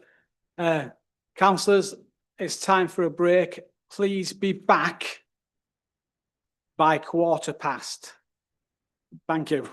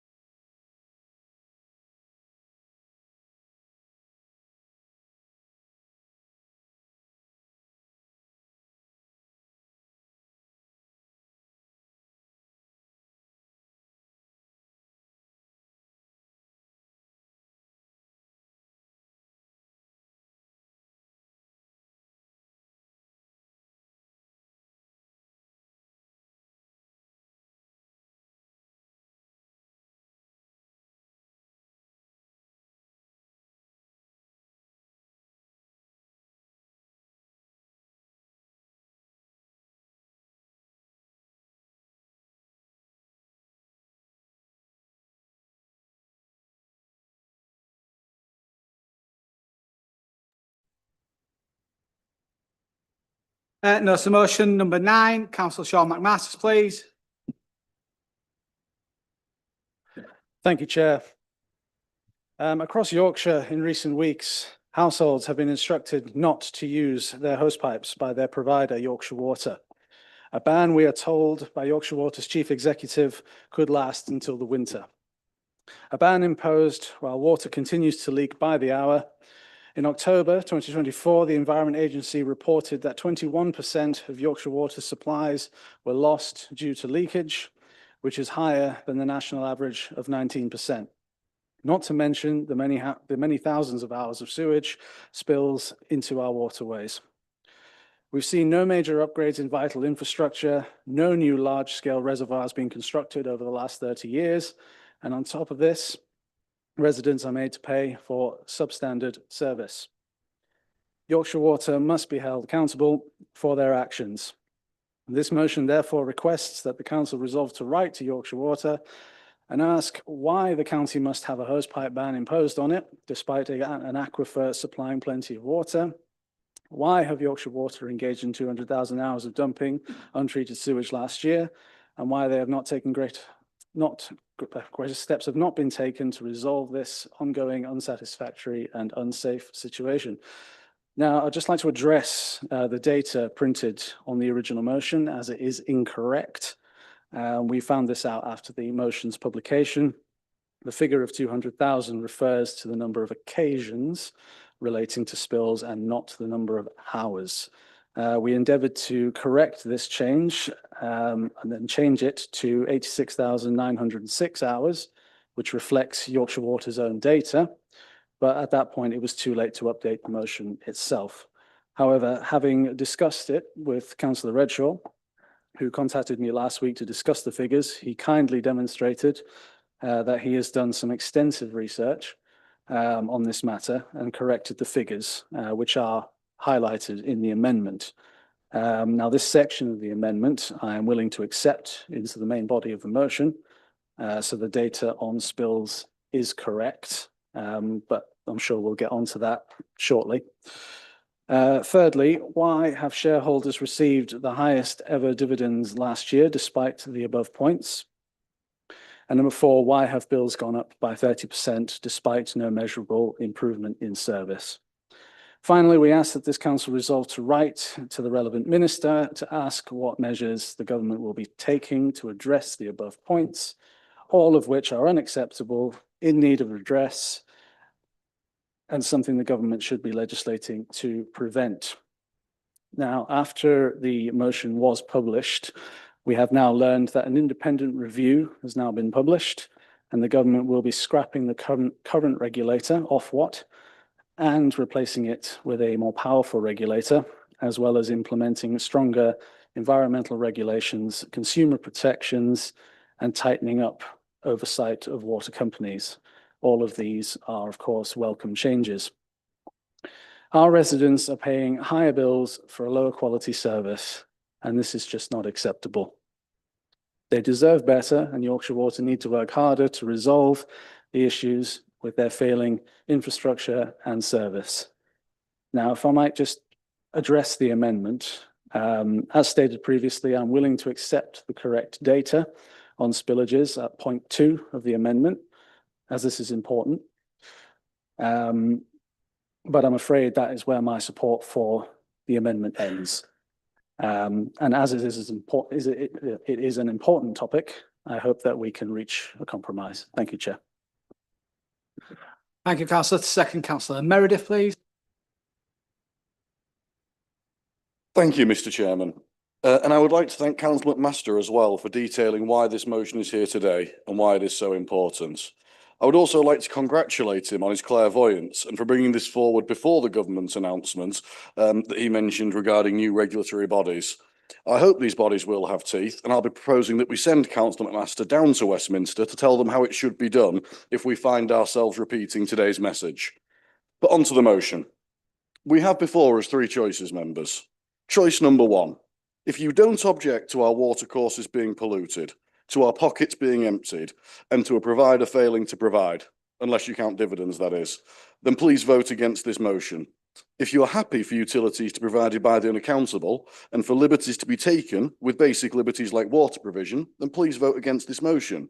If you don't mind our residents paying more and getting less, then please vote against this motion. Choice number 2.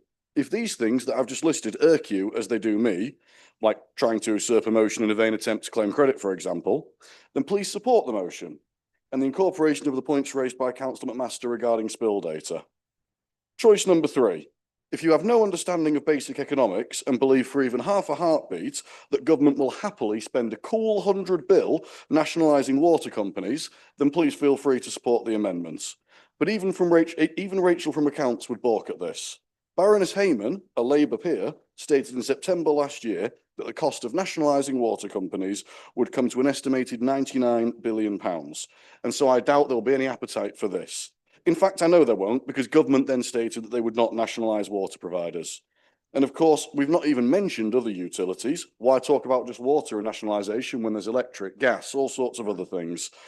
And I doubt that bankrupting the country is something this government would want to speed along. They are, after all, doing a good enough job of this already without us trying to help them via the proposed amendments.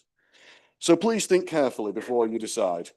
And I'd even go as far as suggesting, if I may be so bold, that you don't support an amendment that will not be delivered by government, in their own words, as I've just described. Also, there's the fact that asking government to do the impossible and act in a fashion completely opposite to a decision they've already made will ultimately undermine every other valid point in this motion. So I ask, please do not give the Minister a chance for a chuckle before derisively throwing correspondence from this council in the bin. Don't give the Minister a reason to see our call for action as undeliverable. Do not dilute, pardon the pun, the other very valid asks and the need to be taken seriously when we present this to the Minister. Please support this motion for what it is, an attempt to see our residents ridden over roughshod no more, a realistic attempt at that, rather than whatever you're about to hear from those speaking next, who make the same points with the same passion, but without pragmatism. This is, after all, about local services and for local people, and those who wish to debate nationalisation should have run for a seat in the wrong chamber, and should be a couple of 100 miles south where that debate would actually matter. Thank you, Mr. Chairman. Thank you, Councillor Meredith. To move as an amendment, Councillor Stell, please. Right, thank you, Chair. We are debating this today because the people of this country are being failed by Yorkshire Water and failed by successive governments who've stood by while our rivers, beaches and wildlife have been poisoned. Our residents are paying more, getting less, and watching the water we all depend on treated as nothing more than a dumping ground for profit. And it's indefensible. The motion before us recognises some of that frustration, and I welcome it, because residents are angry. They should be angry, because let's be honest, this motion doesn't go nearly far enough. It even gets the facts wrong. The motion claims Yorkshire Water discharged sewage for over 200,000 hours last year. That figure is bad enough, but it's not even close to the truth. The verified figure from the Environment Agency is over 430,000 hours of untreated sewage, including nearly 87,000 hours in our rivers alone. Now, the 430,000 hours equates to 49 years for those of you who are interested. And can I just say that that's why we needed the amendment, because the facts were wrong. And if we stand in this chamber to hold others to account, the very least that we can do is get the facts right. But more than that, we need to be honest about why this keeps happening. This crisis didn't just fall out of the blue sky, it was created by the Conservatives, who sold off our water industry to private monopolies in the late 1980s. We were promised investment, efficiency and cleaner water. And what did we get? Since privatisation in 1989, companies have handed out a staggering £72 billion in dividends to shareholders, while letting infrastructure crumble, pollution spiral, and bills more than double in real terms. And during the 14 years of the previous Conservative government, since 2010, they gutted the Environment Agency, slashed funding for inspections, weakened enforcement, and left Ofwat powerless. This isn't just bad luck.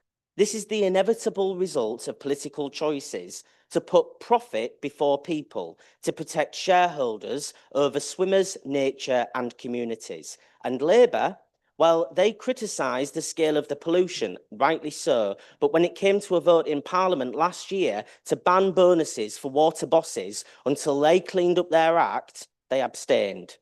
They bottled it. And even now, after the Cunliffe report published just on Monday, a report that laid bare just how broken this industry has become, how weak the regulation has failed, and how customers are paying more and more for dirtier water, Labour still won't commit to the bold reforms that we need. Yes, the government has promised to scrap Ofwat and replace it with a new regulator. They've promised to halve sewage pollution by 2030. But that's not enough. Residents don't want sewage halved by 2030. They want it stopped by 2030. They want it banned outright. Meanwhile, our rivers run brown.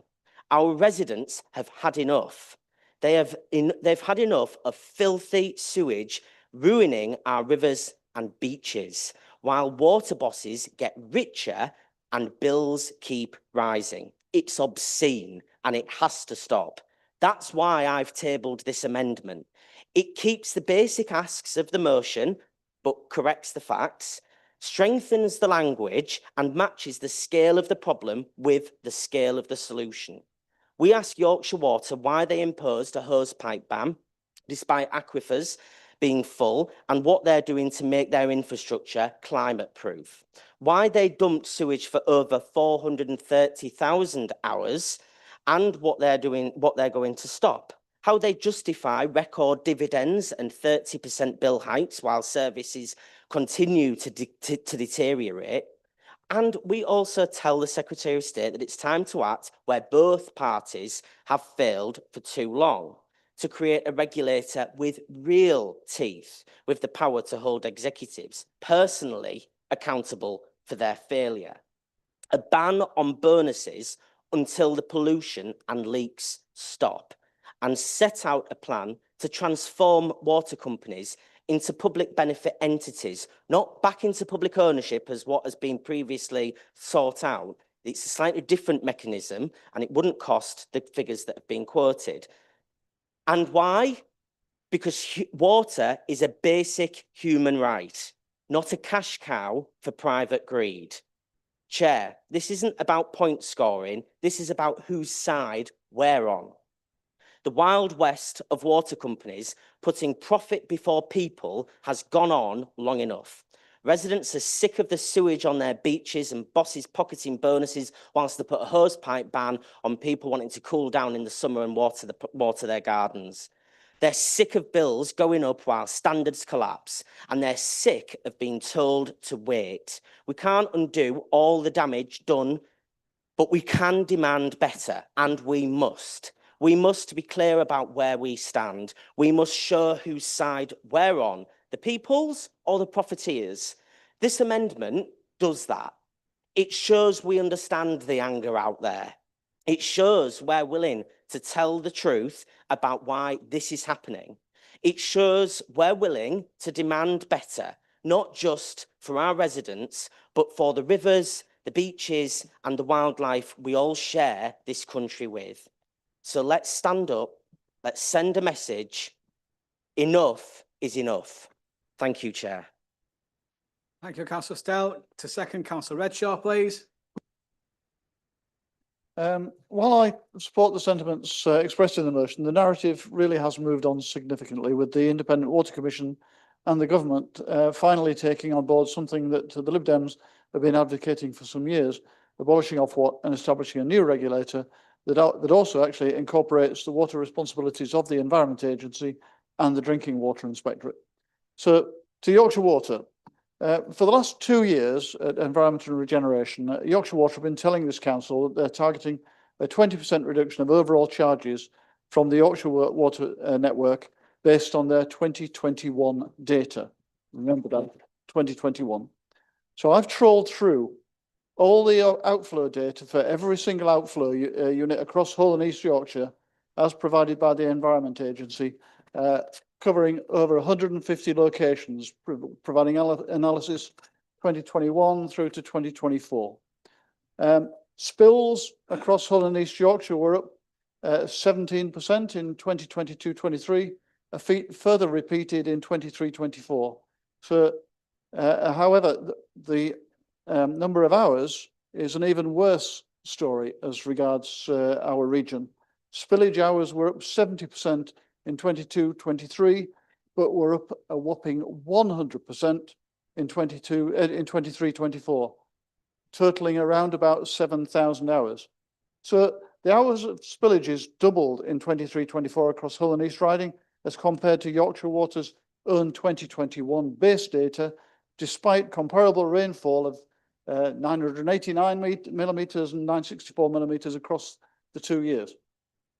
Change is needed, and while many of the recommendations of the Water Commission are very welcome, I'm far from convinced that they'll go far enough to address the issues with Yorkshire Water, especially when the Minister's own ambition is limited to only halving sewage emissions by 50% by 2030, which is 20% less than what Yorkshire Water were promising Environment and Regeneration last year.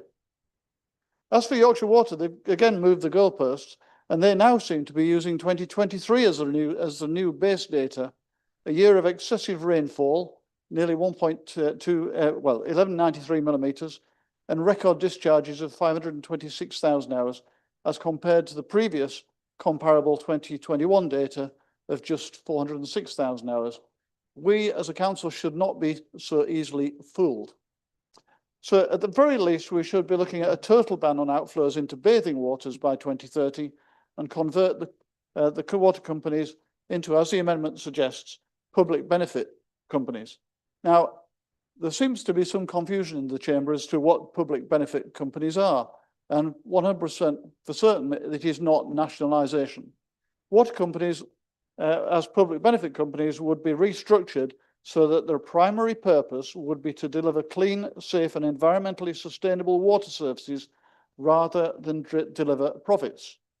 It would not mean full nationalisation, but rather the restructuring of companies to operate within public benefit obligations. Similar models already exist in various sectors across the UK. If you look at housing, we have community benefit societies. In finance, we have mutuals and building societies. We can run water on a similar model. Profits will be reinvested in infrastructure and environmental protection, reducing sewage and wastewater discharges. They would have a clear legal duty to serve the common good. Maybe then we would see Yorkshire Water investing in an effective water grid to improve long-term water resilience with better connectivity between treatment sources and demand centres. I hope members will take note of that and support the amendment. Thank you. Thank you, Councillor. Going on to members. Councillor Wilkinson, please. Thank you, Mr. Chair. And thank you for this motion and a very enthusiastic amendment. Absolutely, I don't think anyone will deny that everyone here wants better water, preferably cheaper. We are where we are. There's no point in looking back to the 80s saying that this shouldn't have happened. It did, and we're here now. How do we resolve that? Well, unfortunately, whether you have a public benefit company or whether you have full nationalisation, no company who owns no organisation who owns a company, such as Yorkshire Water, are going to give it up for free for public benefit. So unless you're going to legislate to take money off people, which is taxes, then unfortunately, you're not going to be able to do it without paying money. And we already know it's going to cost around 100 billion to do that if we're going to take others off. And whether we do public benefit or not, I'm sorry, look at the figures. No company is going to give it away. So let me look at this. I was fascinated by this motion, absolutely fascinated. For instance, someone mentioned a grid system and why we don't have a strategic grid system within Yorkshire Water. We do.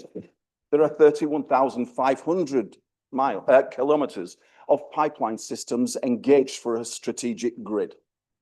We have a special pipeline coming down from Flees that was built back in the 1980s to come down and feed water into us. That technically comes allegedly from the Kielder Dam, but not directly, because the Kielder Dam feeds into the Tees and the Tyne. So we get water from there if necessary to try to assist with our water strategic grid. And it's called the Tyne Tees Transfer System, if you want to have a look. A lot of Tees there. The East Riding gets its water from various sources. It gets it from moorland reservoirs, as we're aware, from rivers, and from underground boreholes and springs from our, very lucky to have, aquifer, which we desperately try to keep as well as we can. However, the Yorkshire Chalk Aquifer is not unlimited resources. It recharges annually at 719 million decalitres on average. And since the 1980s, when we took out water and we had ingress of salt water, we have changed that, and we now have a maximum extraction rate of 105 million decalitres, or 14% of its recharge. 31% of that recharge, 226 million decalitres, flow along the rivers to ensure they're still there into the sea. And from springs, etc., there's discharges of 408 million decalitres, 55% of it. Fascinating to see. So I looked and thought, well, if we can extract 105 million decalitres, out of our aquifer, why, as the question quite rightly asks, are we struggling with hosepipe bans? So I did a quick back of a fag packet view. We have 609,000 people within the East Riding and Hull. And if each one of those people, each individual, however large or small, did 20 litres, that's 12 million litres a day they would use, or to put it in decalitres, 1.2 million decalitres. And if you times that by 365 to see what we do annually, that's 438 million decalitres.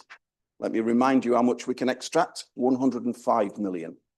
We have to find a further 330 million decalitres of water from somewhere, not our aquifer, where everybody thinks is unlimited.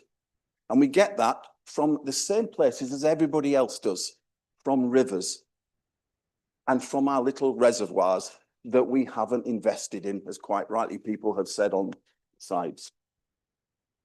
So when people ask the question, why have we got a hosepipe ban when we've got all this water in the ground?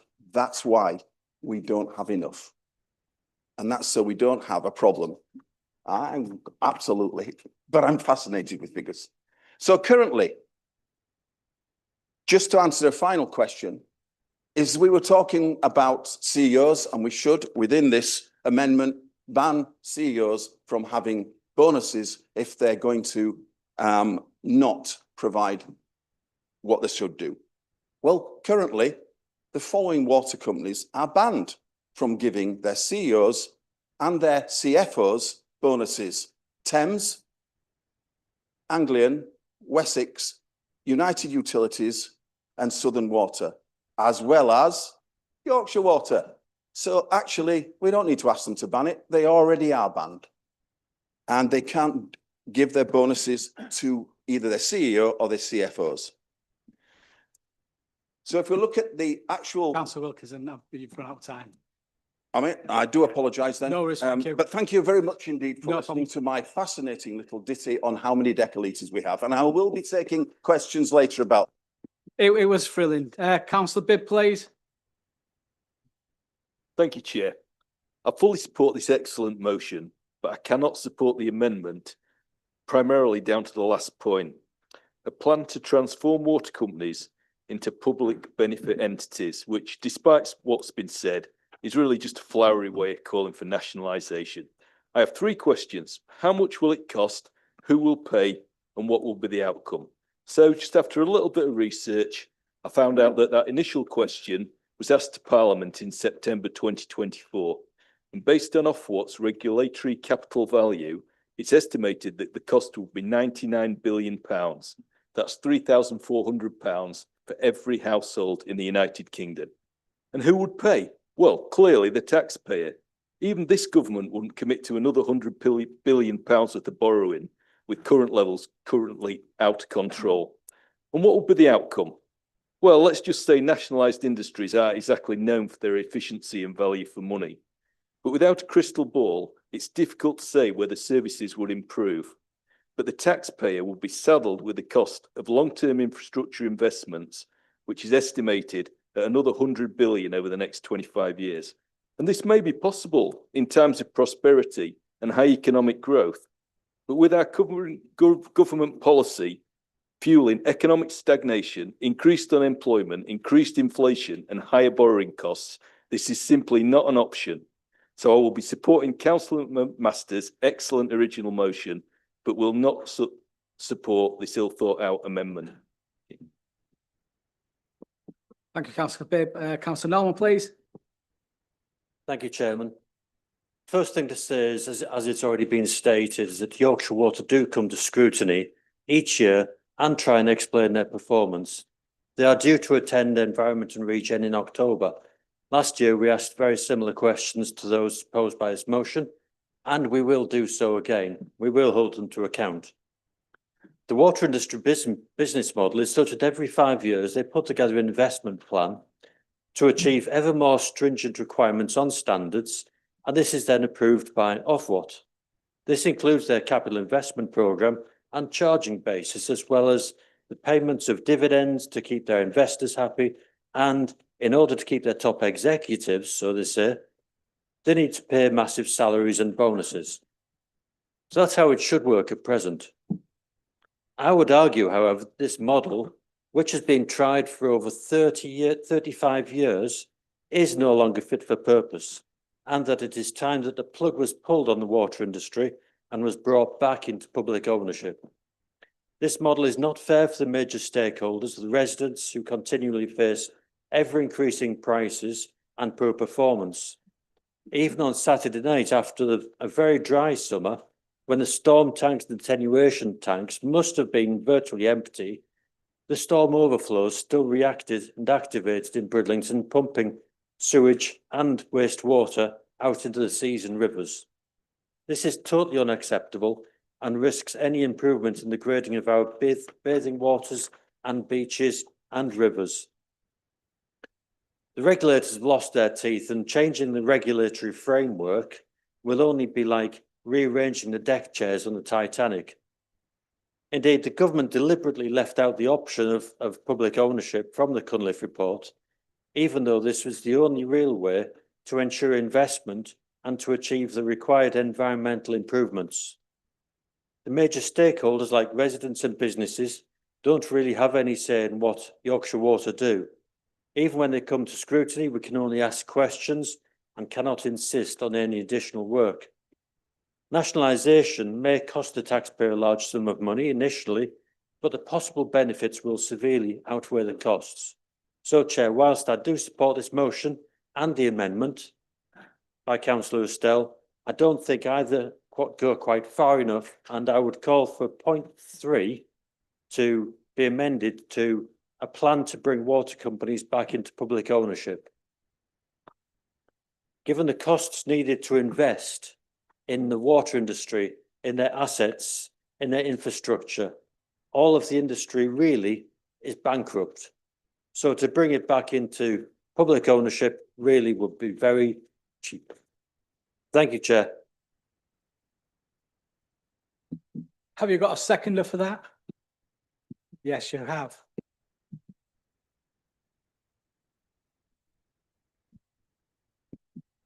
Councillor Noel, can you just repeat the point 3, your amendment, please? Yes. Thank you. Can you repeat it? Yes. Can you repeat it so can, sorry, so Chair. can actually hear? Councillors, right, councillors, I don't mind you talking, but can you keep it down so that I can't hear it, please? Thank you. Councillor Norman. So the point 3 is to bring a plan to bring water companies back into public ownership.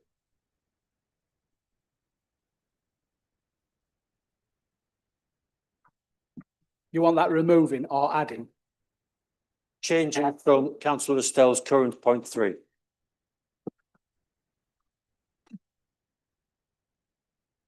Right, okay, we're going to finish. So thank you, Councillor Norman. We're going to finish off the questions, then we'll deal with that. Okay, thank you, everybody. Councillor Lee.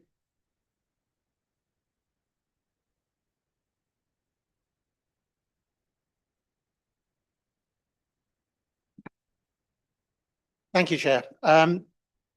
Interesting discussion so far, and I think probably one thing that may unite us all in this chamber this afternoon is our rather unfortunate experience with Yorkshire Water over the years. I'm sure we've all had that.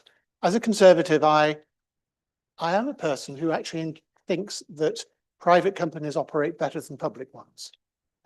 In principle, that is certainly the case. For those of you of a certain age, like I am, and looking around to one or two, you might remember the nationalised industries of the 60s and 70s was such a debacle and such an awful period in this country. And so in the 70s and 80s, when Prime Minister Margaret Thatcher came to power, there was a great logic about trying to turn this country around to ensure that we became more efficient. However, I will be the first to admit that the governance in the water industry has been a debacle over the recent years. Nobody could defend it. It's obviously not been underperforming. I was, however, interested in Councillor Astell's criticism of the Conservative government, or sorry, the governments of the Conservative Party over the 14 years. Interesting to note that his party was a part of that coalition government between 2010 to 2015. So a convenient error of perhaps lapse of memory on that particular issue. Governments have wrestled with this over the years, and it's not been an easy thing, but that's what will unite us, is that something needs to change. I agree. Yorkshire Water, as most of us know, has been downgraded from a 3-star to a 2-star rating by the Environment Agency, if that means anything now. And it's one of 4 of the water companies that are now in a red ranking, which is frankly unacceptable. We are badly served by them. On a more local issue, I've been grappling in one of my wards for just some basic involvement. It's actually in, and I'll highlight it in Bainton, where flooding has been an issue there for a number of years, particularly in the last 2 years. And a survey that was promised over 18 months ago, sadly, has still not been completed of the pipework. And to be frank with you, the responses, irrespective of the big strategic pictures that we've been talking about, the responses have been just appalling. And if anybody wants to try and pick up the phone to Yorkshire Water to try and get a problem dealt with, it's rather reminiscent of trying to pick up the phone to HMRC, just as bad, totally unresponsive. And it really has to change. And I think most of us would galvanise by that. However, I must say nationalisation is not the right solution here. The governance issues over Yorkshire Water over many, many years have been wrong, and it definitely needs to change. Although Yorkshire Water is a private company, it has all the attributes of an unelected dictatorship. It's unresponsive, it's unaccountable, it's bad value for money, and has an appalling service record. I'll be supporting the first motion, but the solution, as one or two of my colleagues have said, is not in this idea of, you know, a nationalised industry is all good. This is not the way forward, but we need an accountable, local, sensibly placed private company to actually move us out of this. If this current Labour government can actually make some headway on that, I, for one, will be supportive. But this motion needs to be supported, the original one, not the amendment, in my view. Thank you. Thank you, Councillor. Councillor Nolan, please. Thank you, Chair. Just so I'm clear in my mind where we're at the moment, which is that the motion put forward by Sean McMaster is accepting the corrected figures, but excluding the rest of the amendment. And that's therefore, to me, what the substantive motion is before us. Can I say the thing about figures is it's well known that a lot of those figures are, if you like, based on not having enough sensors, not enough equipment, and it's about reading them. And so there has been a lot of debate about the figures and whether they actually understate anyway. But nevertheless, whether it's 200,000 or 400,000, it's totally unacceptable. It shouldn't be happening. And, you know, that's the nub of it. And that's the point of the whole motion. I think I mean, in my heart, I would prefer to have seen water in public ownership. However, it wasn't brilliant before it was privatised. The reason it's privatised was to put money in investment in to improve the Victorian infrastructure, and to sort of go back to that still begs the question: where's the investment going to come from? The issue is cost. If we're talking about £100 billion, I can think of better things to spend the money on than on privatising. Taking water back into public ownership. So my view is what's down in the original motion is achievable. We can ask the minister that. We can ask Yorkshire Water. I think once you start talking about bringing public ownership of the water, I think you just overload the whole thing. It's almost like the sewage system becoming overloaded and it fails to work properly. So I would, I think the debate in this council chamber is probably about the privatisation issue, because I think we're all saying, yes, we ought to be complaining about this. So I therefore, given the time, it's now 5 o'clock or heading to 5 o'clock, I move that we put the matter to the vote. My apologies for those who want to speak later, but I think nothing is going to change in terms of the debate as it's going forward. So I move we put the vote. Councillor Nolan, have you got a seconder for that? Have you got the support of it?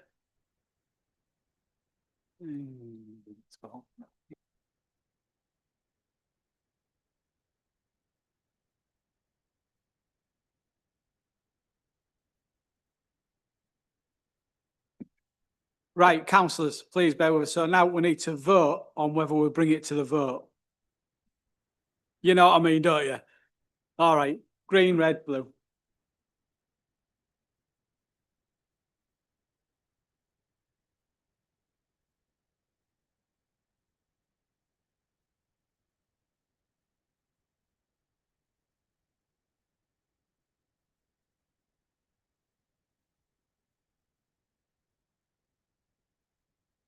Right, in the absence of the machine, can everyone that's in favour of it moving to the vote, can I stand up so I can actually see you all stood up, please?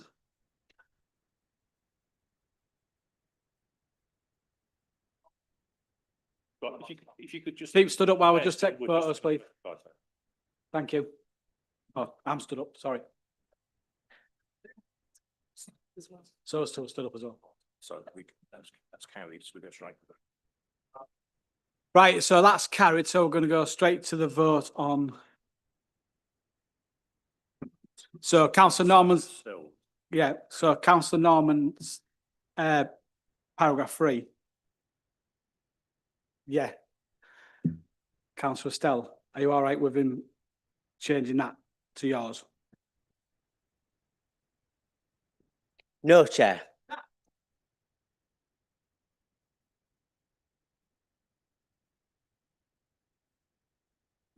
Right, so you've all heard Councillor Norman's amendment to moving it to put it into public ownership. So we're going to vote on Councillor Norman's amendment before we go on to the next one. So all those in favour, please.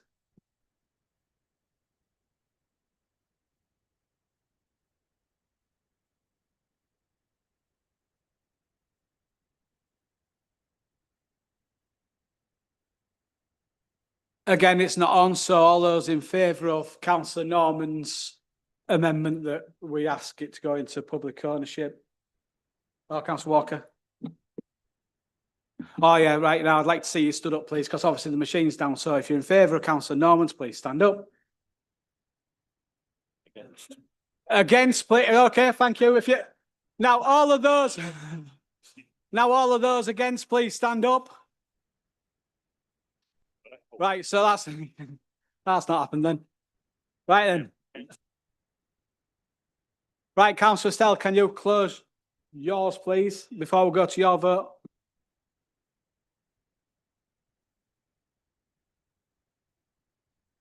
Right, we're on. Okay, thank you, Chair. And I just want to briefly sum up why the amendment must be supported and why letting the original motion stand as it is would be a mistake. At its heart, the amendment is about credibility. The original motion claims that Yorkshire Water dumped sewage for 200,000 hours last year, but the Environment Agency's official data, hard verified figures, shows the real number was over 430,000 hours, including nearly 87,000 hours directly into our rivers. That's more than double what's before us in the motion. If we as a council vote through a motion with numbers that are so wildly inaccurate, it makes us look incompetent, and it makes us, it lets Yorkshire Water off the hook. If we can't even get the scale of the problem right, how can...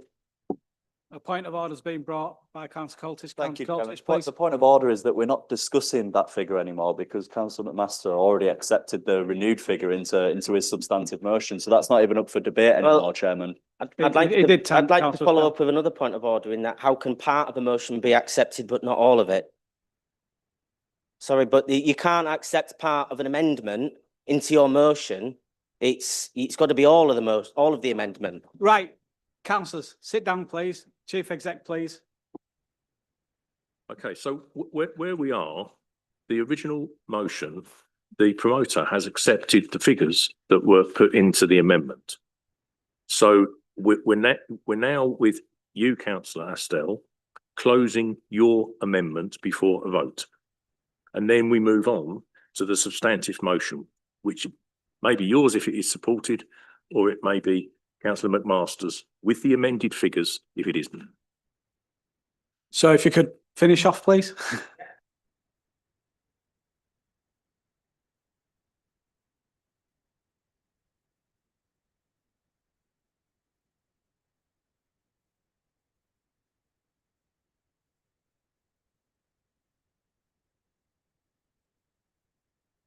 So I just want to clarify also about the public ownership and the nationalisation, because that's been raised quite a few times. And actually, Councillor Norman has just proven that this is not about public ownership, because we've all just rejected an amendment to bring water back into public ownership.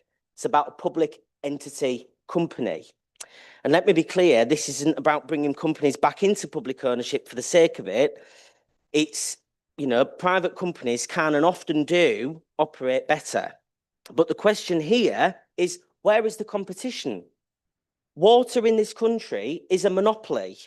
There is no choice, no incentive to improve, and no real penalty for failure. Now, as a Liberal Democrat, I'm in favour of free market, and I would have thought that those on the Conservative benches would have been in favour, as most of their members of Parliament are free marketeers. I would have thought that they would have recognised that having a monopoly is wrong. And we have an entire Competition and Markets Authority to stop monopolies in other sectors. Yet here we have water, a monopoly by design, and we wonder why standards keep falling when prices keep rising. That's the failure that we're calling out. And this amendment reflects the reality. Because baked into this amendment also is a principled statement that water is a human right. So anyone who votes against this amendment is also voting against the principle that water, clean, safe water, is a right for everyone, not a privilege. Chair, we are elected to speak up for our residents and stand up for what is right, even when it's uncomfortable. Voting through a motion, okay, the data's been changed, but it's got weak language and no recognition of the moral stakes is not good enough. And this amendment fixes that and sends a clear, credible and principled message to residents that we are on your side. And I'd like to call for a recorded vote on this amendment, please. Have you got support for a recorded vote, please?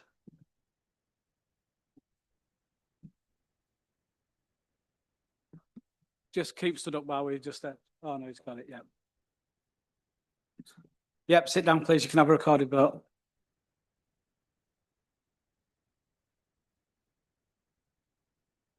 Benefit company conversion would involve the regulatory restructuring, as Councillor Redshaw has stated already. It would cost 1 to 3 billion to fund. So, you know, we're not talking about 99 billion and all these crazy numbers that have been coming out. We're just talking about a relatively, in the grand scheme of government, small figure. All right. And I beg to move the amendment as it's stated. Thank you very much, Councillor. Right, we'll go to the vote on Councillor Stell's amendment, please, using the buttons.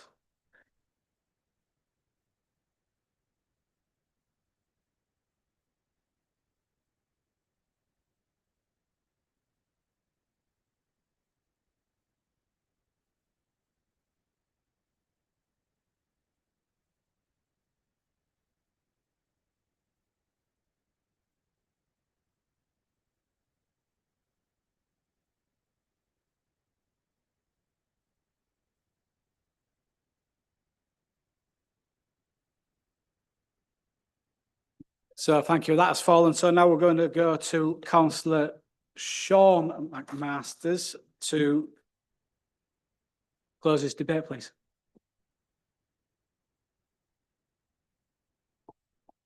Thank you, Chair. I think we've all reached the point of exhaustion now, so I'll close the debate there.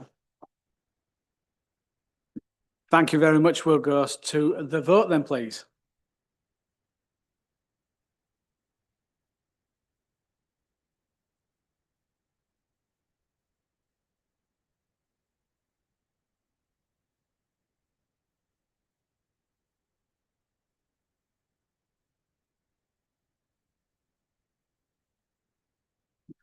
Thank you, councillors. That is carried. Moving on to notice the motions, Councillor Handley, please. Thank you very much, Chair. You'll be pleased to know I don't have a 3-page speech. However, what I do have is a huge concern for councillors to be better protected. And at this council, we have some fantastic policies that look after our staff, and I am absolutely delighted to have been part of those in the past. However, there's no policy at all to look after us as councillors. And in my time as being a councillor at this council, I, as well as the rest of the councillors, have had threats. Threats to the point where we actually were successful in taking someone to court, but not through the council. We had nowhere to go. We have people that are constantly harassed by the public. It's not right. They have nowhere to go. We have nothing to fall back onto. This year, I spent quite a lot of time myself out campaigning, and I'm quite sure everybody in this chamber campaigns all the time. I had over 2.5 million hits on one of my pages, and I had to take my family off those social media pages because of the abuse that I personally took. Now, I'm a bit of a tough old bird, if I'm honest, but even I was getting to the point where I really was struggling. Also, email after email after email, and I'm not going to name anybody at all, but some of our councillors are subjected to hundreds, and in some cases, if not thousands of emails by residents harassing. It's unacceptable. It's not acceptable. We live in a different world to what we lived in years and years ago. And I really, really welcome the fact that what I would like, and I'm sure I won't have, I'm hoping I've got cross-party consensus here, everybody, that councillors in this council have a policy that looks after us, and we also are caught in the safety net. So I am pleased, everybody, I would be delighted if you could vote for this motion going forward. Thank you very much, and thank you, councillors. Thank you, councillor. To second, Councillor Jefferson, please. I'm sure you'll be delighted. I've got a 3-page little speech for you all. I will speak slowly because I'll go through it very quickly. I would like to second the motion and to speak on it now. In my opinion, this is a most essential policy which is definitely needed by this very council to ensure that all councillors are protected and supported. We currently do not have one. We have never had one. I discovered this recently when, as the majority of you know, I've had my own experiences where I have felt very vulnerable and targeted. It's hard to believe that over the many years as a councillor, having enjoyed serving all my communities, that I have now discovered that this East Riding Council has a policy for the safety and support for staff, but not councillors. 2 weeks ago, it was my intention to pose the question to the leader here today. And that question was, does the leader agree with me that this council does not have an appropriate policy to safeguard me and my fellow ward councillors regarding unreasonable complainants? I would then have followed it with a supplementary question of how many unreasonable complainants does East Riding Council have? And in fact, what equates to their behaviour to reach this level? Many years ago, they were referred to as vexatious residents. However, perhaps this is no longer PC. We need to work closely with our officers to produce a robust policy, as many other councillors throughout the UK already have one in place. And I am aware of the councils that have this in place, but will not read them all out. You all know too well I do my homework. And this is no exception. We are lacking, as many of my questions have and still remain unanswered, not acceptable.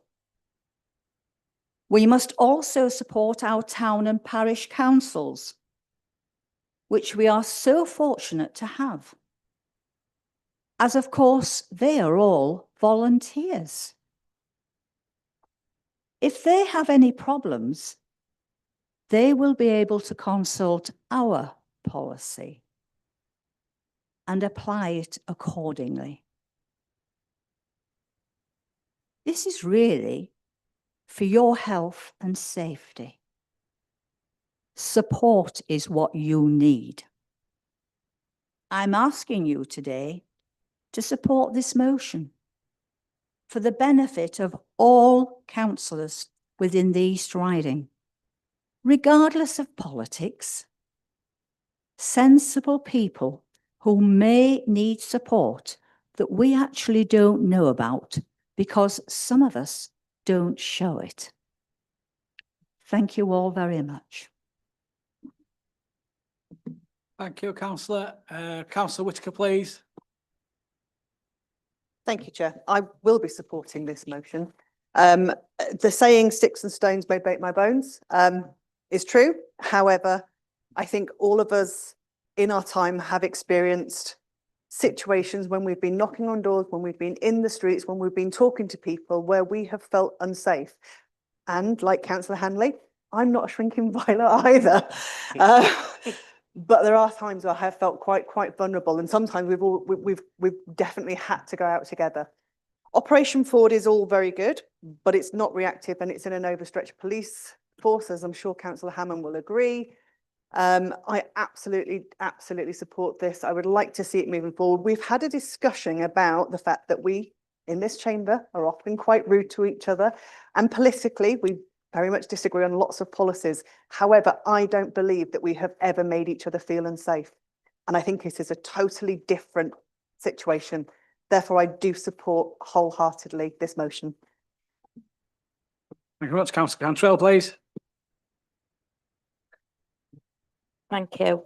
I fully support the motion and welcome the steps to protect councillors from abuse and threats. But I want to stress that female councillors often face misogynistic abuse, especially online, and this must also be addressed in the policy. We also can't ignore the growing influence of far-right supporters who target councillors for standing up against hate and for equality. And sadly, some of this abuse is made worse by hostile or misleading media coverage, which can stir up anger and direct it at individuals. This policy must take all of this information into account so we protect every councillor, especially those most at risk. Thank you, Councillor. Councillor Sarabel, please. Thank you so much, Chair. And first of all, I would like to thank our leader for bringing this motion and Councillor Jefferson for seconding it. As a first-term elected councillor, I fully support, and I would like to everyone to, support this motion because it's important for us to have a safety. And there's only one point that when I was looking at this motion came across, that people who they have a nasty thoughts, they can easily find our home addresses, they can easily find our family members and etc. So with the policy, that it would be great to have a protection in terms of, our data sharing datas and profiles.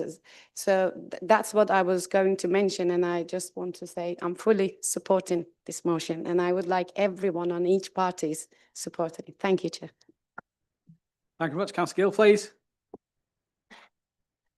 Yeah, thank you, Chair. Yes, Councillor Cantrell has taken some of the words out of my mouth already, particularly with the online side of things. I mean, we're just living in really scary times, really, when we look into these things.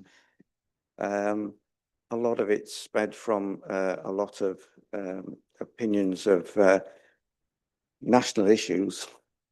Certain political parties that have simple solution answers to very complex situations, and it's creating a lot of anger in the marketplace. It's a very, very fine line, and going forward, even building towards the next local elections, I fear for something horrendous going on, and we need some sort of policy in place, and I'm definitely supporting this. And I'm sure if something comes out where there's a discussion where we can add various details to it, because we may want to add people's personal experiences that may finite the policy wording. We certainly going to need some protection out there, but thank you. Thank you, Councillor. Councillor Botel, please. Thank you, Chair. I wasn't going to speak on this issue, a typical start of anyone standing up.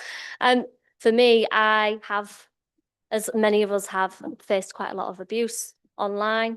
And I think with the mention of far right, it's not necessarily your position politically. And I know I've obviously defected to Reform, and now I'm working with Restore Britain, which many like to label us as far right. I would say there's abuse on all ends of the spectrum. I've had quite a lot of abuse and people assuming my position on things because of some misquote or some troll who just wants to have a go at you regardless of your position. There is negativity on both sides. I really welcome this motion and thank you, Councillor Hanley, for bringing it forward. And I just want to set the record that there is abuse on both ends of the spectrum politically. It's not just the far right. And I think you'll find there's a lot of people who are very angry about their bills going up, about decisions being made and their choices being pulled away. And actually, we need to address some of these issues rather than just labelling them. And we need to be better than that. Thank you. Thank you, Councillor D. Sauer, please. Thank you, Chair. This is an excellent motion and it's very much needed. I just want to say, not just for the councillors who are sitting in this chamber now, but for future, you know, because if we carry on in this vein and some of this stuff is absolutely vile, you're not going to be able to blame people for not even wanting to stand for council. So it's something that needs tackling and I'll absolutely be supporting this. Thank you, Chair. Thank you, Councillor Wilkinson, please. Thank you. I'll make this quick. I fully support this motion. I'm lucky. I'm 6'2" and an ex-soldier, and guess what? I'm not intimidated very easily by individuals. However, again, I think Councillor Botel that explained it quite well. Is it comes from far right and far left. It comes from the middle. It comes from male and female, and we shouldn't be specific about where it is. Misogyny is terrible, but also males get this problem too, and we should not just focus on one area. I've seen personally, by sitting on planning, an attack on a councillor, a female councillor in this place where she was hit in the face with a bundle of papers. Nothing was done, nothing at all.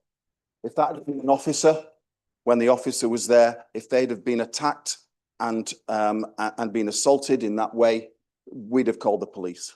But that councillor had to go home by herself. And luckily, other councillors, and I point to Councillor McMaster, actually made sure that she was safe and phoned her and checked.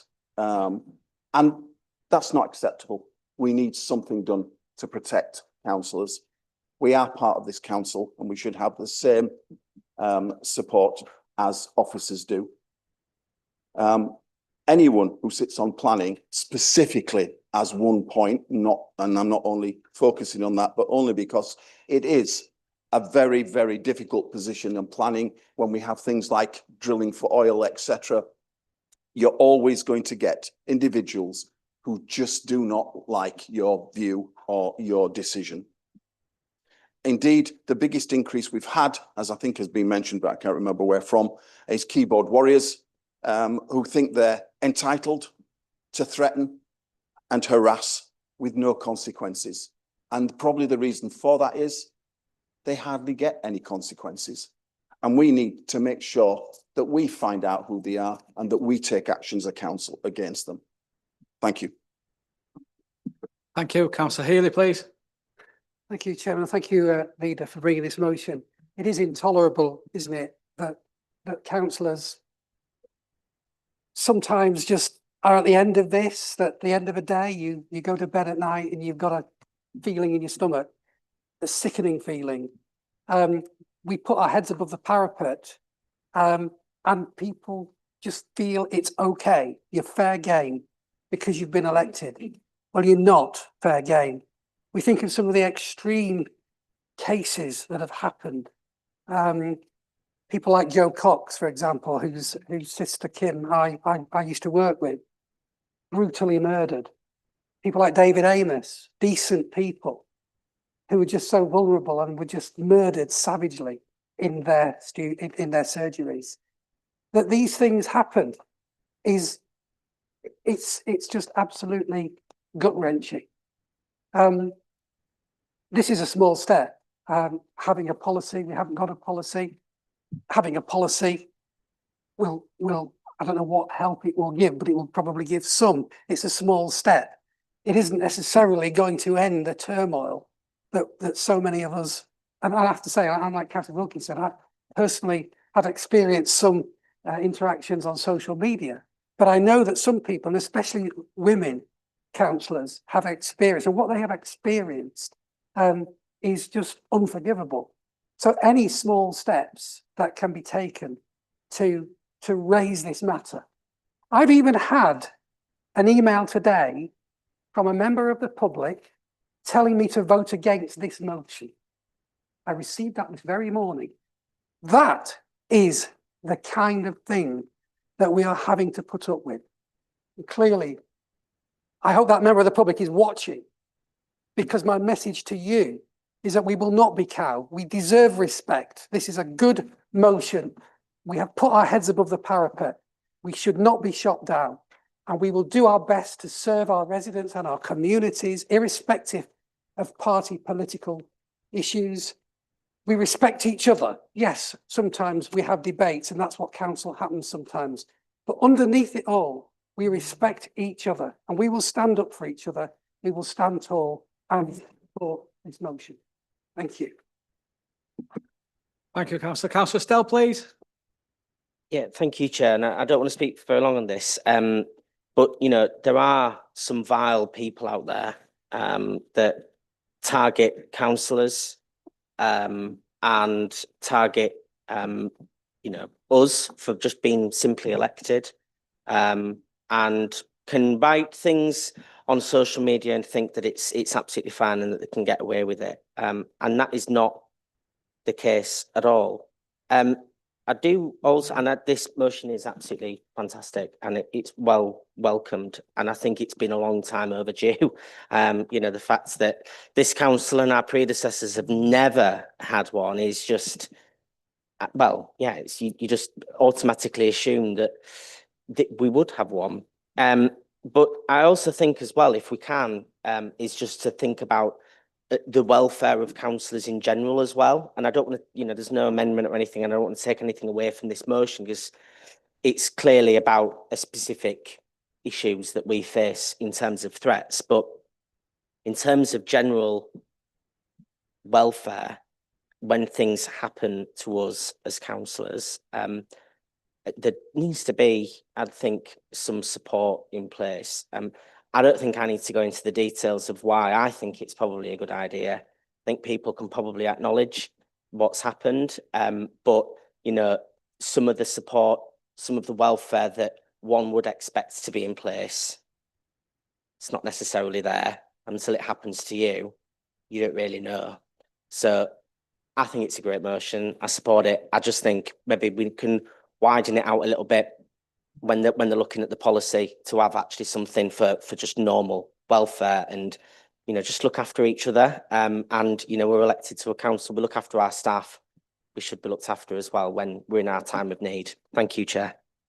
Thank you very much. Councillor McMaster, please. Yeah, thank you, Chair.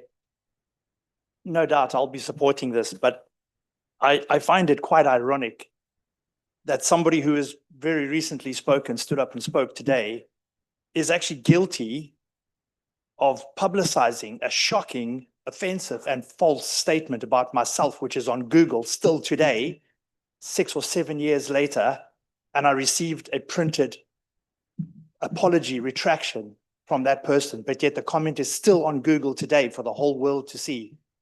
False, shocking and offensive statements. So if we are going to stand up and make statements, let's make sure we don't live in glass houses and throw stones. That's all I want to say, but I will be supporting this. Thank you, Councillor. Councillor Whittle, please. Should I be inquiring after your well-being, Chairman? Famous last words. I wasn't going to speak on this. I was going to sit by and watch and tacitly agree. But I think it's such a vital aspect of our council lives that I felt impelled to. When we, and we all do, when we receive messages, when we see items of social media, when we're approaching the street, it affects us. Sometimes we aren't even aware we're being affected by it. It's a form of insidious manipulation of your brain somehow. And I've come away from some of these comments feeling saddened, worthless. I'm not doing my job. I'm just being viewed as being an excrescence on the face of Hornsey. And so I can fully appreciate what Councillor Handley and all the rest of you, and Councillor Jefferson, who I thought her seconding was superb, I completely appreciate what you're all saying. And I find myself also in agreement with Councillor Estelle Because when I press that little magic button down there, it was to formally suggest, as Councillor Estelle did, that we also have a duty of care to our members. And that duty of care extends to their well-being, their welfare and their state of health. And I think that that would be a very useful part of the exercise in setting the policy, to take that on board. Because if we aren't functioning properly, if we aren't feeling happy in ourselves, then how the hell can we support other people? Thank you, Chairman. Thank you, Councillor. Seeing as no more members who can speak, Councillor Handy, would you close the debate, please? Thank you, Chairman, and thank you to everybody that's spoken on this subject. It really, really is important for all of us.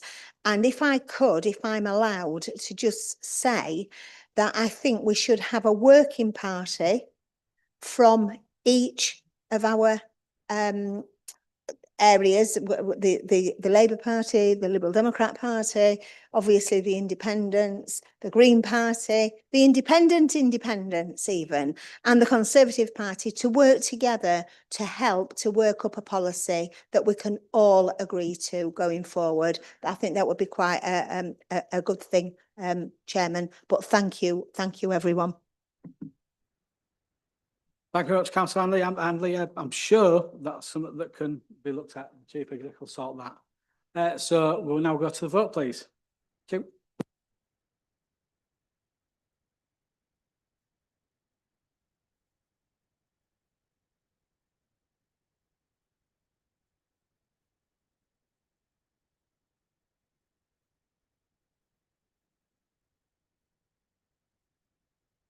Yeah, that's carried. Thank you very much. Right, moving on. Motion F has been withdrawn, so we're now moving on to motion G, which is Councillor Phoenix, please. Thank you, Chair. You'll all be very pleased to know that my motion is not a really lengthy one, but I would like, for the benefit of those on YouTube, that I could just read out the motion. So the motion reads that this council notes the East Riding of Yorkshire Council declared a climate emergency in 2021 and has committed to working towards net zero carbon emissions by 2050. The council believes in the East Riding we have the space, opportunity and the responsibility to lead the way on green energy. By turning car parks into local power stations, we can save money, cut emissions and show that rural councils which have declared climate emergencies can lead in tackling the climate crisis. This council resolves to declare support in principle for the installation of solar panels on East Riding Council-owned car parks, subject to technical and financial viability. To request a report from officers be presented to scrutiny within 6 months, identifying a list of council-owned car parks potentially suitable for solar deployment, feasibility studies including structural and grid connection considerations, funding options including government grants and community co-investment models, the potential for co-locating public EV charging points, projected financial returns and co-investment models, and also to write to the Secretary of State for Energy and Net Zero, calling for increased support for local authority and mayoral combined authority-led renewable energy projects, including capital grants and reforming grid connection rules. Turning car parks into local power stations enables us to save money, cut emissions, and show how we as a council can lead in tackling the climate crisis. Of course, this council successfully installed a solar PV carport at Driffield Sports Centre in 2022, housing 52.4 kilowatt hours of solar PV. This is estimated to reduce the centre's carbon emissions by 9 tonnes and cut electricity bills by almost £20,000 per year. Car parks are the hottest space in solar power. Solar car parks enable electricity in spaces that are often near to energy guzzling facilities, such as hospitals, shopping centres, or offices. The canopies have additional benefits in that they protect cars from rain and snow and hot sun in summer. The French Senate approved legislation that makes it mandatory for all existing and new car parks with 80 spaces or more to be covered by solar panels. While there is no equivalent requirement here, solar parks have been around for years and their popularity is growing. With energy prices elevated, many businesses are turning to on-site renewables to try and keep costs down. Initial estimates do suggest that an 80-space car park could save between 20 to 28,000 per year in electricity bills, as we've already demonstrated with the Driffield Sports Centre. Regular maintenance, repairs and damage repairs can add to the cost of running a car park, coupled with staffing, security, lighting and signage. Payment processing, insurance and legal costs all make car parks very expensive to run. The cost of installation could be offset by selling energy back to the grid or through long-term power purchase agreements. It is also estimated that the solar sector supports 17,500 direct and indirect jobs in the UK, with more jobs possible from the rollout of solar parks. I have a couple of case studies. Eastbourne District General Hospital became the first solar car park to power a hospital, cutting its emissions by 222 tonnes in the first year. The Metro Centre in Gateshead has over 5,300 rooftop and car park solar panels, providing enough power to supply 40% of the annual electricity usage. The 77 car parks that are council owned may not all be suitable for this project.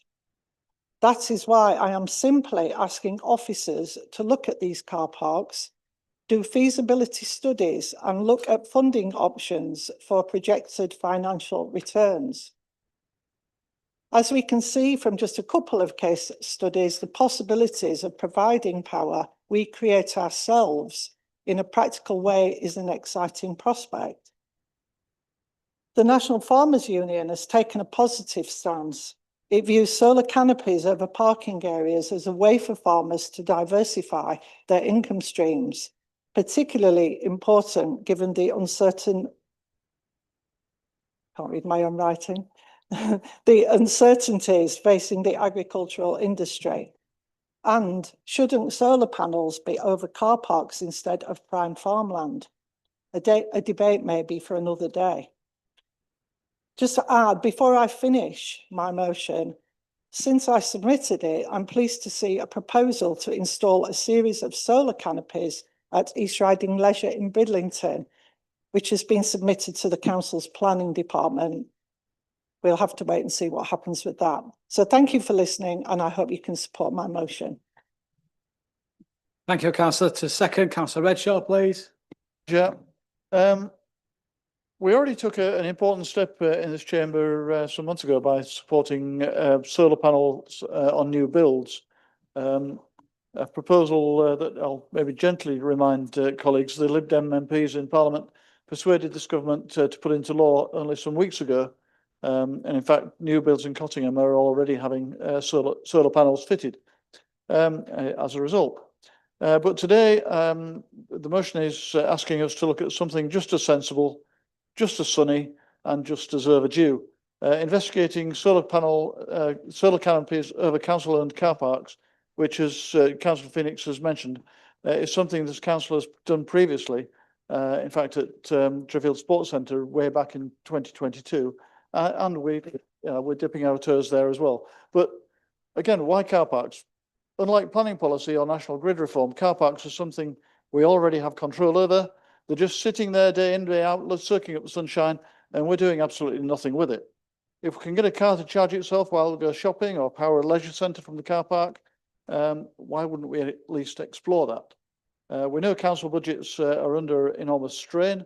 So this is all, this is very much about resilience. The idea that we could simply carry on buying ever more expensive energy from someone else isn't just unaffordable, it's unsustainable. A feasibility study, as Councillor Phoenix said, it would tell us what solar carports would work best, how much power we could generate, what the upfront and long-term costs are, and how we'd pay for it. There are grants, public-private models and national infrastructure funds available. There's a growing interest in EV charging and battery storage alongside these kind of installations. It fits our environmental goals. It suits our growing reputation.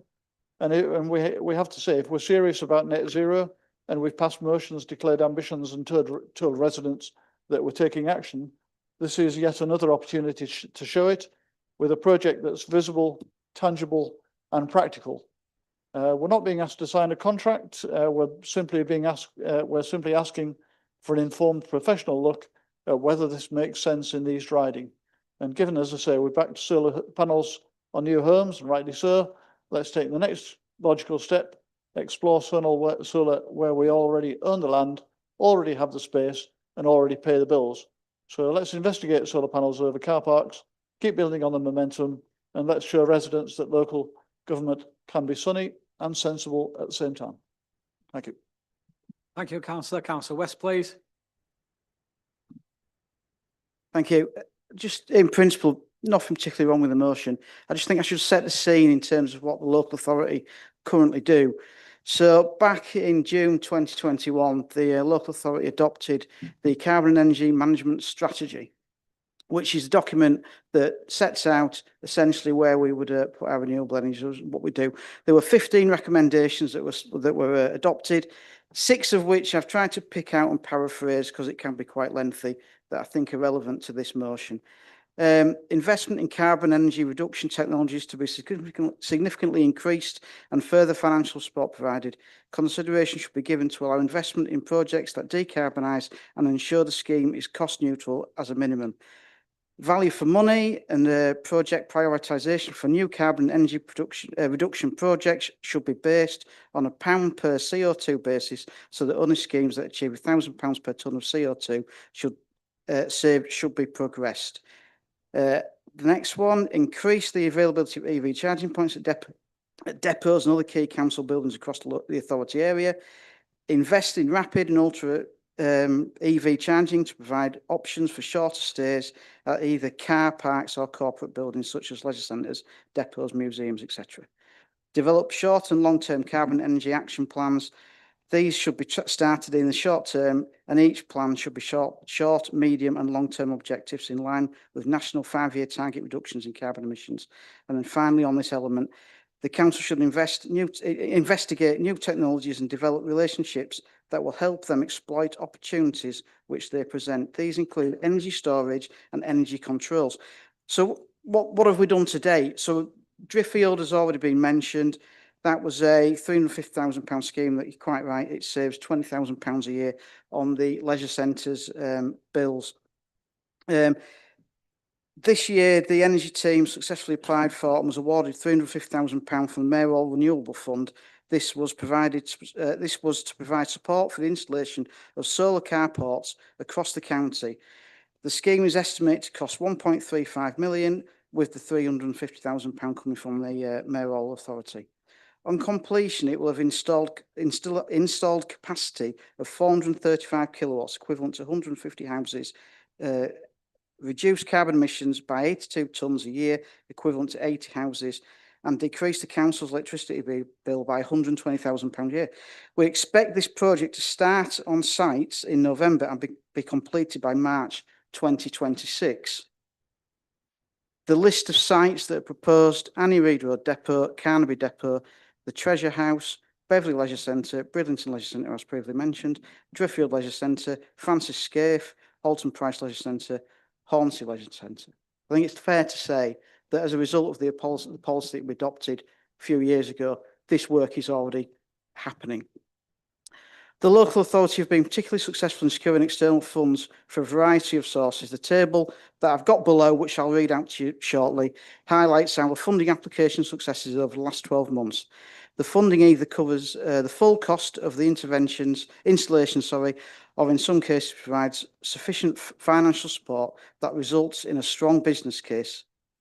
These grants have therefore allowed the local authority to fund large value and innovative schemes, such that the total value of energy work being delivered in the next 12 months is expected to be £16.8 million. The list is Hull and East Yorkshire Devolution Deal, Capital Funding, Warm Homes Social Housing Fund, the Warm Homes Local Grant, Public Sector Decarbonisation Scheme, the Mayoral Renewable Fund, and the Swimming Pool Support Fund. And just a little bit on the EV charging point. So the local authority, through the Levi bid, has managed to secure £2.326 million to go into delivering EV charging points in local authority-owned car parks and some trial schemes at the moment in more publicly accessible places, so sides of the road. So I think, to be fair, whilst the motion, I fully support the fact that we should be doing these things, but I think it's quite clear that the local authority, through the mechanism that we've already got, through the carbon and energy management strategy, put in place the mechanism to deliver exactly what you're asking for. So when we vote for the motion, I assume then, we might get clarification, we then have a standing motion where we only fixate on solar panels on car parks, or we stick with the existing policy that has a rationalisation behind where we put our assets and what we do with them. Thank you. Thank you. Second. Councillor Meredith, please. Thank you, Chair, but I am happy to wait if you'd like to claim some clarity from the Chief Exec about if this motion will delete the actually well thought through existing policy. Thank you. If helpful, members, if I could just point you to first bullet point under this council resolves. It's talking about supporting principle for, so it's not in conflict with any other policies we've got in place and any other activity that we're undertaking. Everyone happy with that? Good. Councillor Meredith. Thank you, Chair. And sorry, I've made Matt difficult there by turning my mic off and on and going down the queue. But no, that's very welcome clarity. Thank you, Chairman. Thank you, Mr. Menzies. So thank you, Chair. So, and I'd like to say thank you to Councillor Phoenix for bringing this before us today, but I can't. And I'll be happy to explain why. I'm normally cantankerous, but today's agenda has almost turned me into the eye-rolling emoji, and no issue more so than this. So for the next 5 minutes, I am not Councillor Meredith, I'm Professor Meredith, and I would like to add to the comments, facts and education provided by Councillor West. Now, my first thought when seeing this motion is that we're not East Riding sponsored by npower, and we're not an energy provider. The phrasing of the motion makes it appear we should be spending taxpayer money to become a power plant. That is what is written in front of us, a utilities provider. This would bring about many impracticalities, not least the cost of meeting legislative requirements as set out in the 1989 Electricity Act. And that would mean, to do as described here today, would blow the fuse of many an officer and either fizzle out or spark cuts to every other service. I know we talked about nationalisation earlier, but this council getting involved in the energy business is something I never thought I'd have to explain as being a bad thing to do with taxpayers' money, especially when I highlighted earlier there are things this council is required to do under law that we need to invest in and that we are responsible for. That was at the beginning of the meeting, and it does feel like yesterday, though. So on the subject of service delivery, Chair, there are 2 points contained within the motion that ask for a list of suitable car parks to be drawn up and feasibility studies to be undertaken. So with my history teacher's hat on, I can say that this was done years ago, and this council was the first organisation of any in the entire county to install solar carports, beginning, as highlighted by the proposer, in Driffield 3 years ago. So why did the proposer mention this very example, yet bring forward a motion asking us to do what we're doing? This can also be coupled with the fact that we were an early adopter of solar panels. In fact, I remember pre-COVID at a scrutiny meeting where we were told that the council had more solar panels on the roofs of its buildings than any other authority in the country. To add to all this, Chair, we'll be spending, as Councillor West has just described, £1 million on top of another third of £1 million plus from the Mayor Renewable Funds for more solar carports. Therefore, the point in the motion about supporting the principle of installing solar panels in car parks feels like acting not just after the horse is bolted, but after it's died of old age. Now, this can be added, again as mentioned by Councillor West, to the work valued at nearly £17 million occurring in the next 12 months alone. And so honestly, I'm astounded, flabbergasted, insert an adjective and bring a thesaurus that we're even discussing this. Doubly so, as the wording is limiting. It makes no mention of roof space. It makes no mention of working with housing providers, using council houses, for example. And so with the hat of a philosophy teacher on, I must ask, what came first, the chicken or the egg? Or the turkey or the duck? What I can say is that the motion definitely came after these solar panels were getting close to their replacement date than their installation date. So, Chair, I'm certain no actual effort was applied when drafting this motion. I'm sorry to have to be so callous, but there was no consideration either.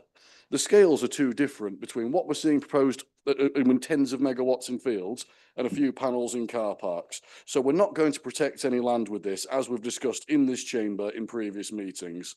Furthermore, every scrutiny committee has at the end of its agenda the work programme.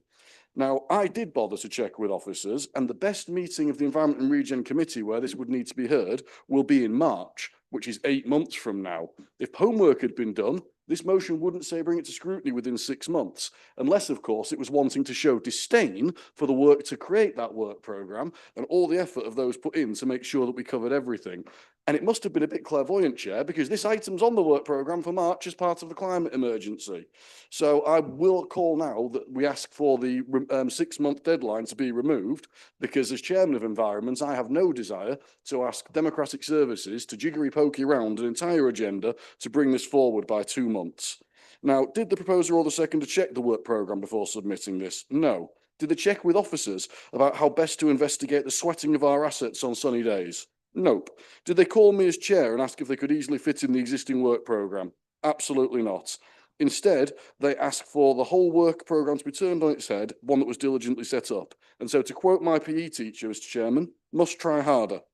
Therefore, I'm going to call that we go straight to a vote, and I'll state now that I'll be supporting this motion. After all, how could I not, when it asked the council to undertake work that this Conservative-led cabinet has been ensuring gets done for years and years, with £1 million dedicated to it, no less. So I had to say what I said, Chair, because it's unacceptable to me to see motions brought forward I'm speaking through, Chair, I can see you looking at me. To see motions brought forward we shouldn't even be on the agenda. If the work's being done, why are we wasting our time? So let's move on to something of consequence, or failing that, Councillor Nolan's motion. Thank you. Have you got support for that? Well, I need a seconder. And then at least no, and then support.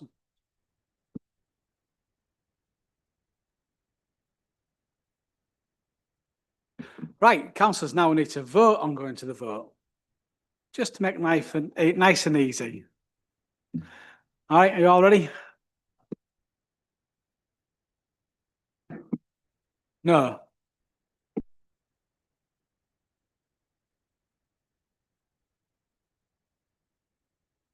To go to the vote, straight to the vote.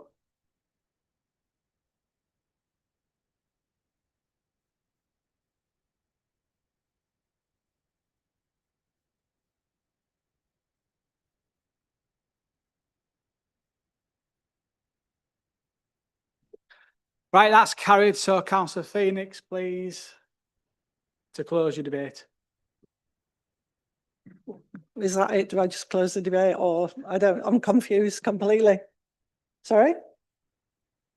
Yeah, I'm really disappointed in Councillor Meredith. I did spend a lot of time on this motion. I think it's a bit of an insult, actually, to say that, you know, I've done no research whatsoever.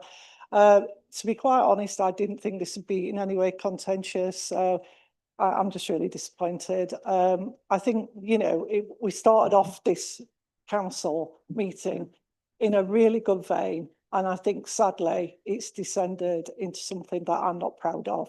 But I would like to close that debate. Thank you. Right then, so now we're going to go to the vote. Those in favour of the motion, please.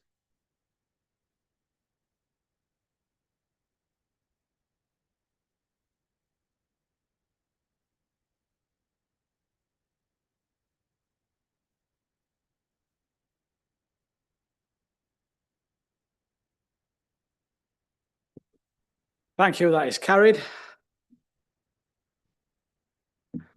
And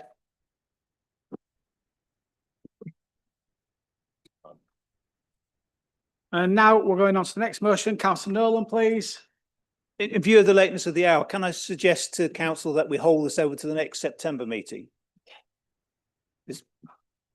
Well, are we all in a rush to get off or something? Well, there's a series of questions coming up, and I was thinking in terms of the lateness, I'm quite happy to put the motion, Well, but I actually think it's better to hold it over to September if we can. Right, you can put it to September, or we can crack on and get it done. Right, so got a second to go September. All those in favour of putting it forward to September, please stand up so I can see you. That's carried. We'll put that one forward to September then. Thank you very much.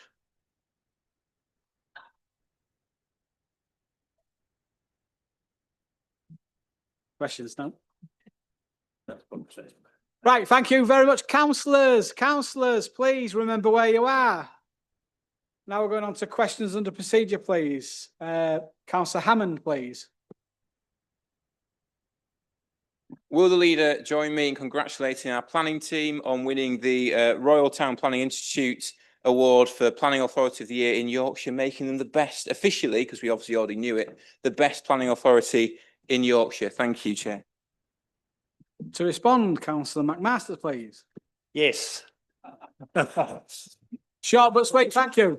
Okay, thank you, Councillor Hammond, for raising this, for bringing the subject up. And yes, I'm delighted to hear that our planning service has won this award.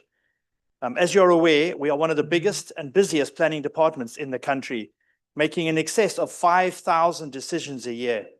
The submission to the Yorkshire Awards focused on the changes that have been introduced in the department over the last couple of years, which has sought to both improve and streamline our planning services, which in turn reduce the levels of stress on our staff that our staff were facing. During this period, we have reduced the number of applications pending from around 1,500 at any one time to about 650 at any one time, meaning our officers have more time manageable to manage their caseloads, and we are now able to determine most cases within the time frame set by government. Importantly, ongoing surveys within the department have shown that the levels of stress amongst our officers has reduced and their general well-being has improved. It must also be recognized that the planning service is reliant upon other organizations within the council that provide specialist advice and on particular matters. And of course, our planning teams and our planning committees who determine the most contentious applications, all of whom should be recognized and thanked for their roles in helping the council win this prestigious award. Thank you, Chair. Thank you, Councillor. Councillor Hammond, do you require a supplementary question? Thank you very much. Councillor Sean McMaster, please. Thank you, Chair. Can the leader assure me that now she has received a government response to her motion on coastal erosion, that every effort is being made to secure a meeting with the Minister to discuss this important issue? Thank you, Councillor Jefferson, to respond, please. Thank you very much. Thank you, Councillor McMaster, for your question and for continuing to highlight the very real concerns that we all share about coastal erosion in our area. As you mentioned, the Interim Chief Executive did receive a response to the leader's motion from Emma Hardy MP, the Minister for Water and Flooding, on the 12th of May.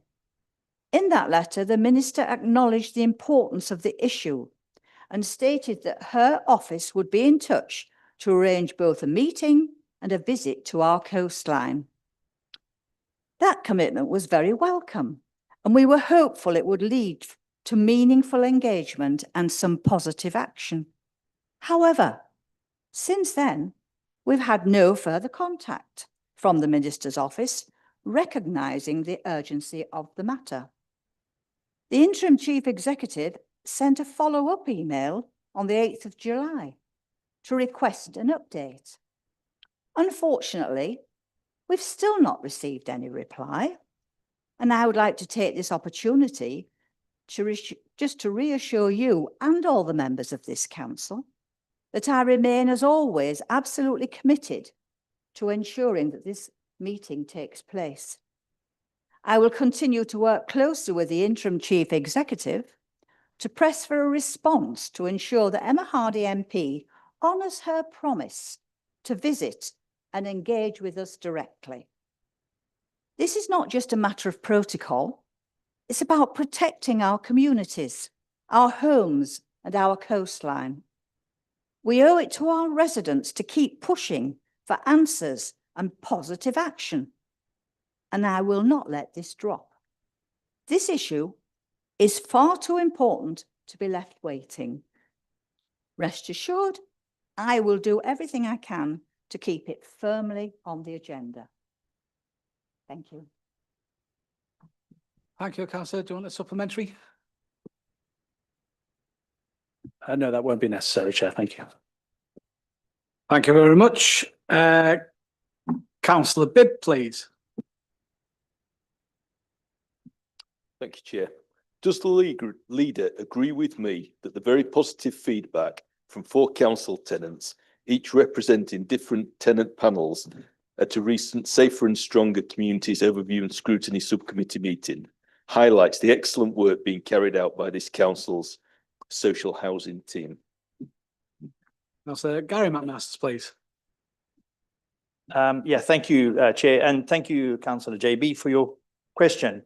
Yes, I absolutely agree that the very positive feedback shared by our 4 council tenants, each representing different tenant panels, at the recent Safer and Stronger Community Overview and Scrutiny Subcommittee meeting is a very clear reflection of the excellent work that is being carried out by this council's housing team, I should say. Firstly, I wish to extend my sincere thanks to those tenants for their time, their commitment, and their ongoing contribution, not just at the meeting, but throughout the year. Tenant contribution is invaluable.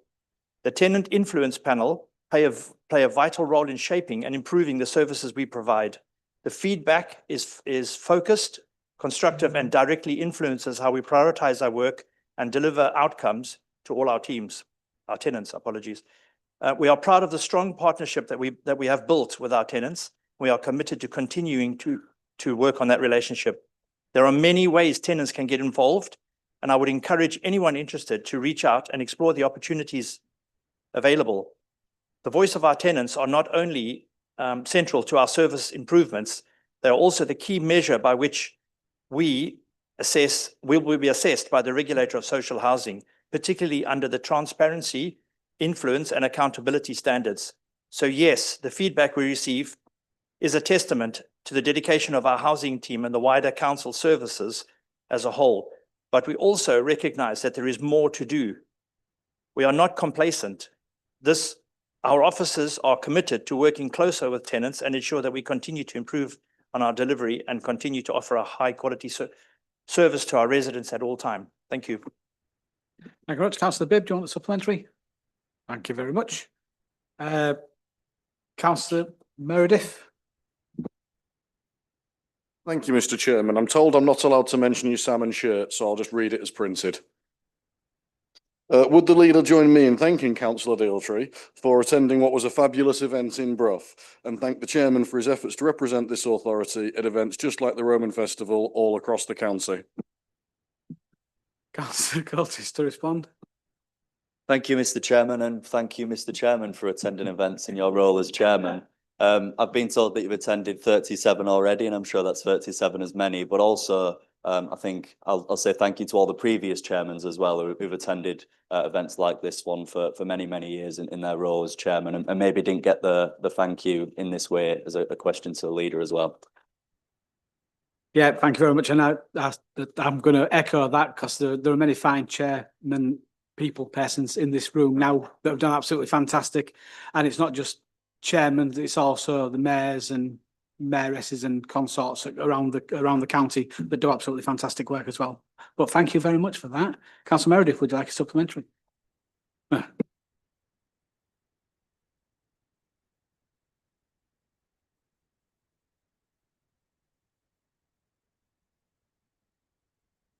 not on. Oh, I'm on. You've turned me on, Chair.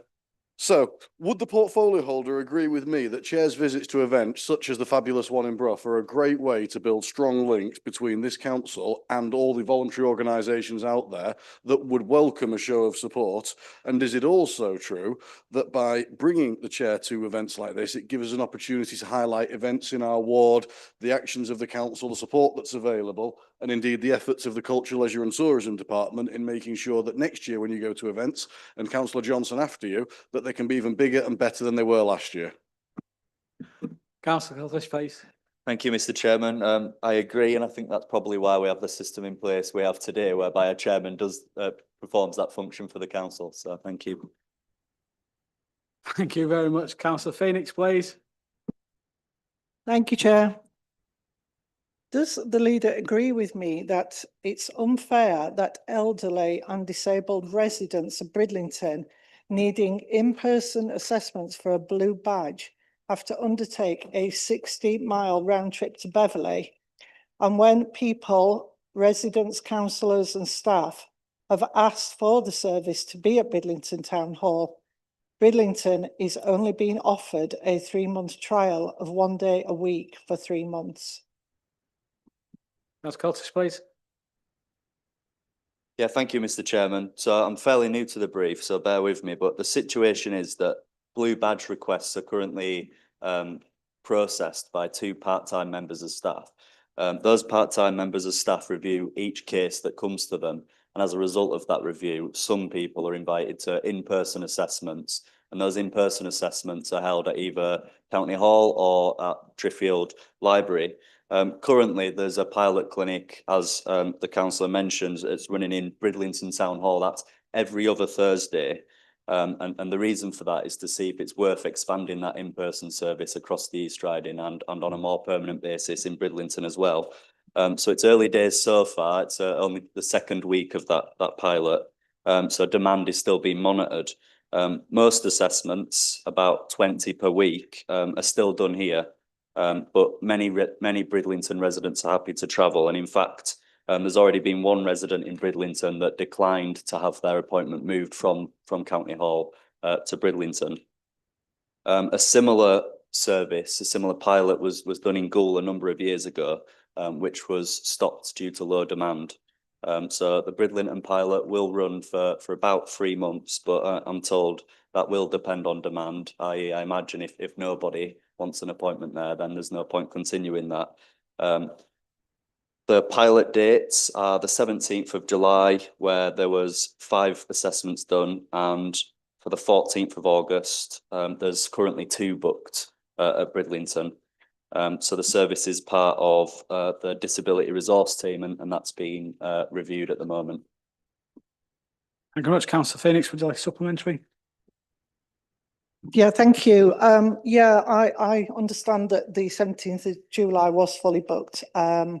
And the 14th of August, when I went into the town hall, I was told that lots and lots of people had inquired about it. So I'm just wondering about communications, whether the comms is not getting through, and this could be one of the reasons why people aren't aware of it. So how are we going to address that? Thank you. Thank you, Mr. Chairman. The way we address that is by asking the team what communications have been done and what communications are planned on being doing, and then I can work with councillors on whether that's sufficient. But of course, we'll take feedback from any residents that have already attended or are planning on attending on how they found out, and whether that's something that we should roll out further or whether there's more work that needs to be done. But obviously, that will rely on us working with the officers who do that communication. As cabinet member, I'm not responsible for that communication, but we can certainly check that, Chairman. Thank you very much. Councillor Redshaw, please.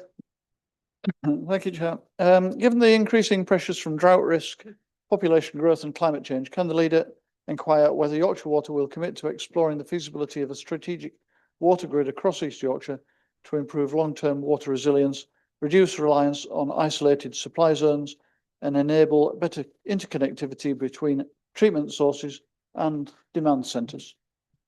Councillor West to respond, please. Thank you for raising the important issue of ensuring the East Riding of Yorkshire is resilient to increase pressure on our water resource. The council works in partnership with Yorkshire Water as part of Living with Water Partnership to build flood resilience and promote sustainable water management in Hull and the East Riding. However, clean water supply is primarily the responsibility of Yorkshire Water. Their plans to maintain a safe and reliable water supply to customers over the long term, including managing the impacts of climate change and pollution growth, are set out in their water resource management plan and their drought plan, both of which are available on their website. I am, however, happy to ask Yorkshire Water about plans they have for exploring the feasibility of a strategic water grid for East Yorkshire, as suggested by Councillor Redshaw. I'd just add, I think as mentioned briefly earlier on, that obviously Yorkshire Water are coming to environment regeneration in October. It might be prudent to get questions submitted to them first, so they might be able to come forward with some answers. And I would also just draw your attention to the Yorkshire Water Drought Plan. Figure 1.2 has what they label the Yorkshire Water Grid System, which highlights where the main pumping stations are and the routes for moving water around the county. When I say county, I mean the region, entire region. Thank you. Councillor Redshaw, supplementary. Chairman, can the leader also ask whether Yorkshire Water will work with the council to develop nature-based and catchment scale solutions like managed aquifer recharge, sustainable drainage systems and wetlands to support the water grid concept and strengthen long-term climate resilience across East Yorkshire? Thank you. More than happy to do that. Just say that Living with Water Partnership covers elements of that, especially the SUD systems that you referred to. So, yeah, we can ask that though. Thank you very much. Councillor Kristen White, please. Will the leader join me in offering a heartfelt vote of thanks to head teachers who are retiring this summer after many years of dedicated service to children in the East Riding, including Hardy Gallagher, head teacher of Eastington Primary School, Chris Brown, head teacher of Tickton Primary School, Sarah K. Wood, head teacher of Market Wheaton Infant School, Julie Sutherland, executive head teacher for St Mary's VC Academy in Market Wheaton and St Mary's and St Joseph's VC Academy in Pocklington, who together have given a remarkable combined 136 years to education. Councillor Aitken to reply, please. Thank you very much indeed, Chairman. And on behalf of the leader, I'm very pleased to respond to this question and to join Councillor Kristen White in offering our sincere thanks for 4 exceptional head teachers who are retiring this summer. And I've had the great pleasure of meeting most of them. She rightly points out that they have together given a remarkable 136 years to education in the East Riding. That's an extraordinary legacy, one built on care, commitment and deep belief in the potential of every child. Their leadership helped shape not only their schools, but also the lives of countless pupils, families and colleagues. We are incredibly grateful for their service and wish them all the very best in their well-earned retirement. But this also gives me a moment to reflect on the strength of our schools more broadly. Thanks to the dedication of all our teachers, both past and present, our schools are in a strong, positive position, whether they are retiring, continuing in post, or stepping into new roles and challenges. Our education workforce continues to inspire, support, and lead with passion. To all those who are moving on, stepping up, or simply carrying on the vital work of educating our children, we all say thank you. Your efforts are deeply valued and they make a real difference every single day. Thank you. Would you like a supplementary? Yes, please, Chair. Will the leader also extend her thanks to Anita Bernard from Driffield, who has retired after dedicating 15 years to fostering and caring for some of our most vulnerable children, and who has been awarded the honour of a member of the Order of the British Empire, an MBE, by His Majesty the King in the 2025 birthday honours list.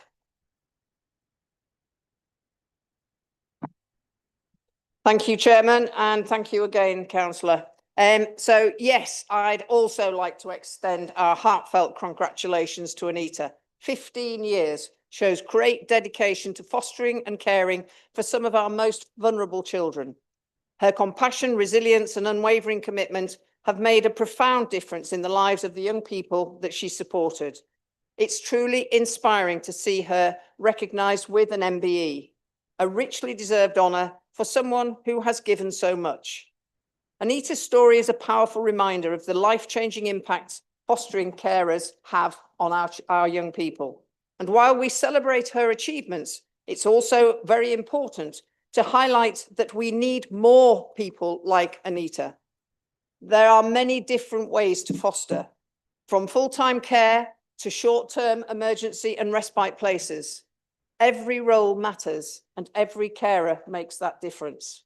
So if you or someone you know is interested in finding out more, I'd encourage you to visit the website or certainly contact me and I will put you in contact.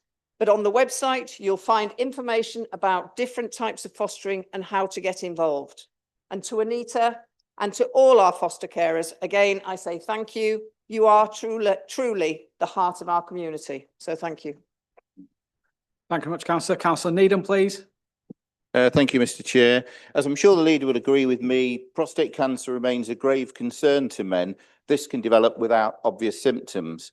Can she reassure me that the council will promote awareness of this in my East Riding magazine, as agreed by this chamber in my motion of the 13th of November last year? Councillor Tucker, please. Thank you, Chairman, and thank you, Councillor Needham, for raising this question.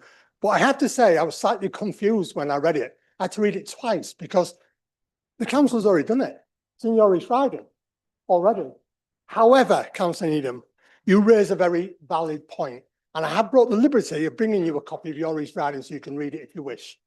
Prostate cancer is crucially important to all men over the age of 50. We all know that. And what the council have been doing following that meeting in November is working really hard on a campaign to raise the awareness of prostate cancer in this organisation and outside this organisation. So, Councillor Needham, I can assure you that this council, led by Public Health and the Comms colleagues, have proactively raised and signposted our staff and our councillors to any signposts they need to access any care.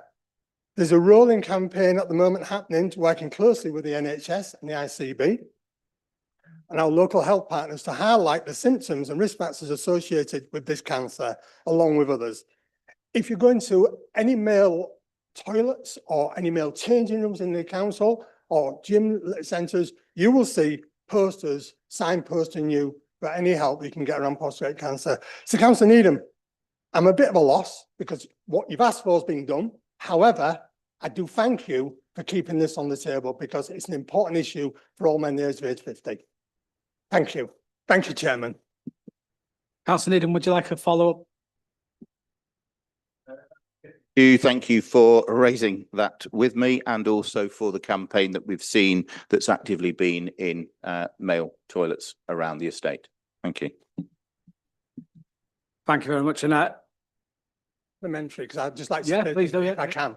Councillor Needham, I agree. And if I had it my way, every male over the age of 50 would have a PSA test, a simple blood test. But unfortunately, we don't write national policy. But anything I can do and Councillor Owen can do to keep promoting this, I think it's a valid point. So, but I have kept this for you, so I will give you it on the way out. Thank you.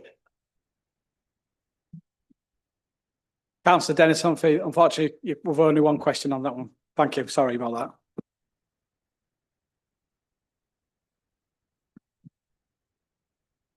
Item 11. Outside body questions. There are no outside body questions. Agenda item 12. I move that the council extends the terms of office of the current independent person, Christine Bainton, for a period of 3 years until the 31st of July 2028, and extends the term of office of the current reserve independent person, Jeff Ogden, for a period of 3 years until 31st July 2028. To second, the Vice Chairman, please. I beg to second, Chair. We now would like to vote on that, please.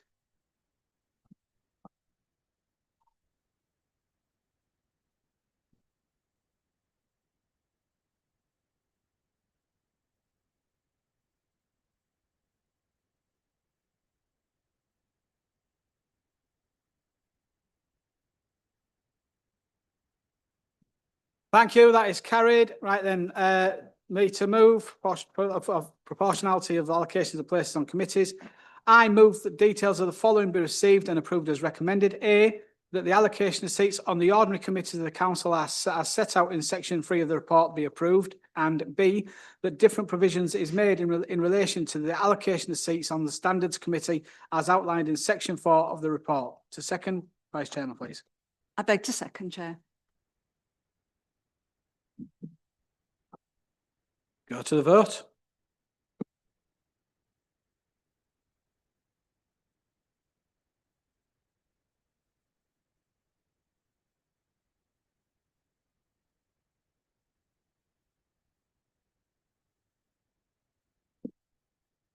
That is carried, and I believe that is the end of today's proceedings. Councillors, once again, thank you very much. Very good, lively debate, very professional. You make me proud to be the chairman. Obviously, the next time I'm going to see you all will be September the 24th. Over the recess again, please be safe when you're doing your ward work, when you're doing your surgeries, or when you're leaflet delivering. Remember, we're only a phone call away. Enjoy your recess and see you all in September. Thank you.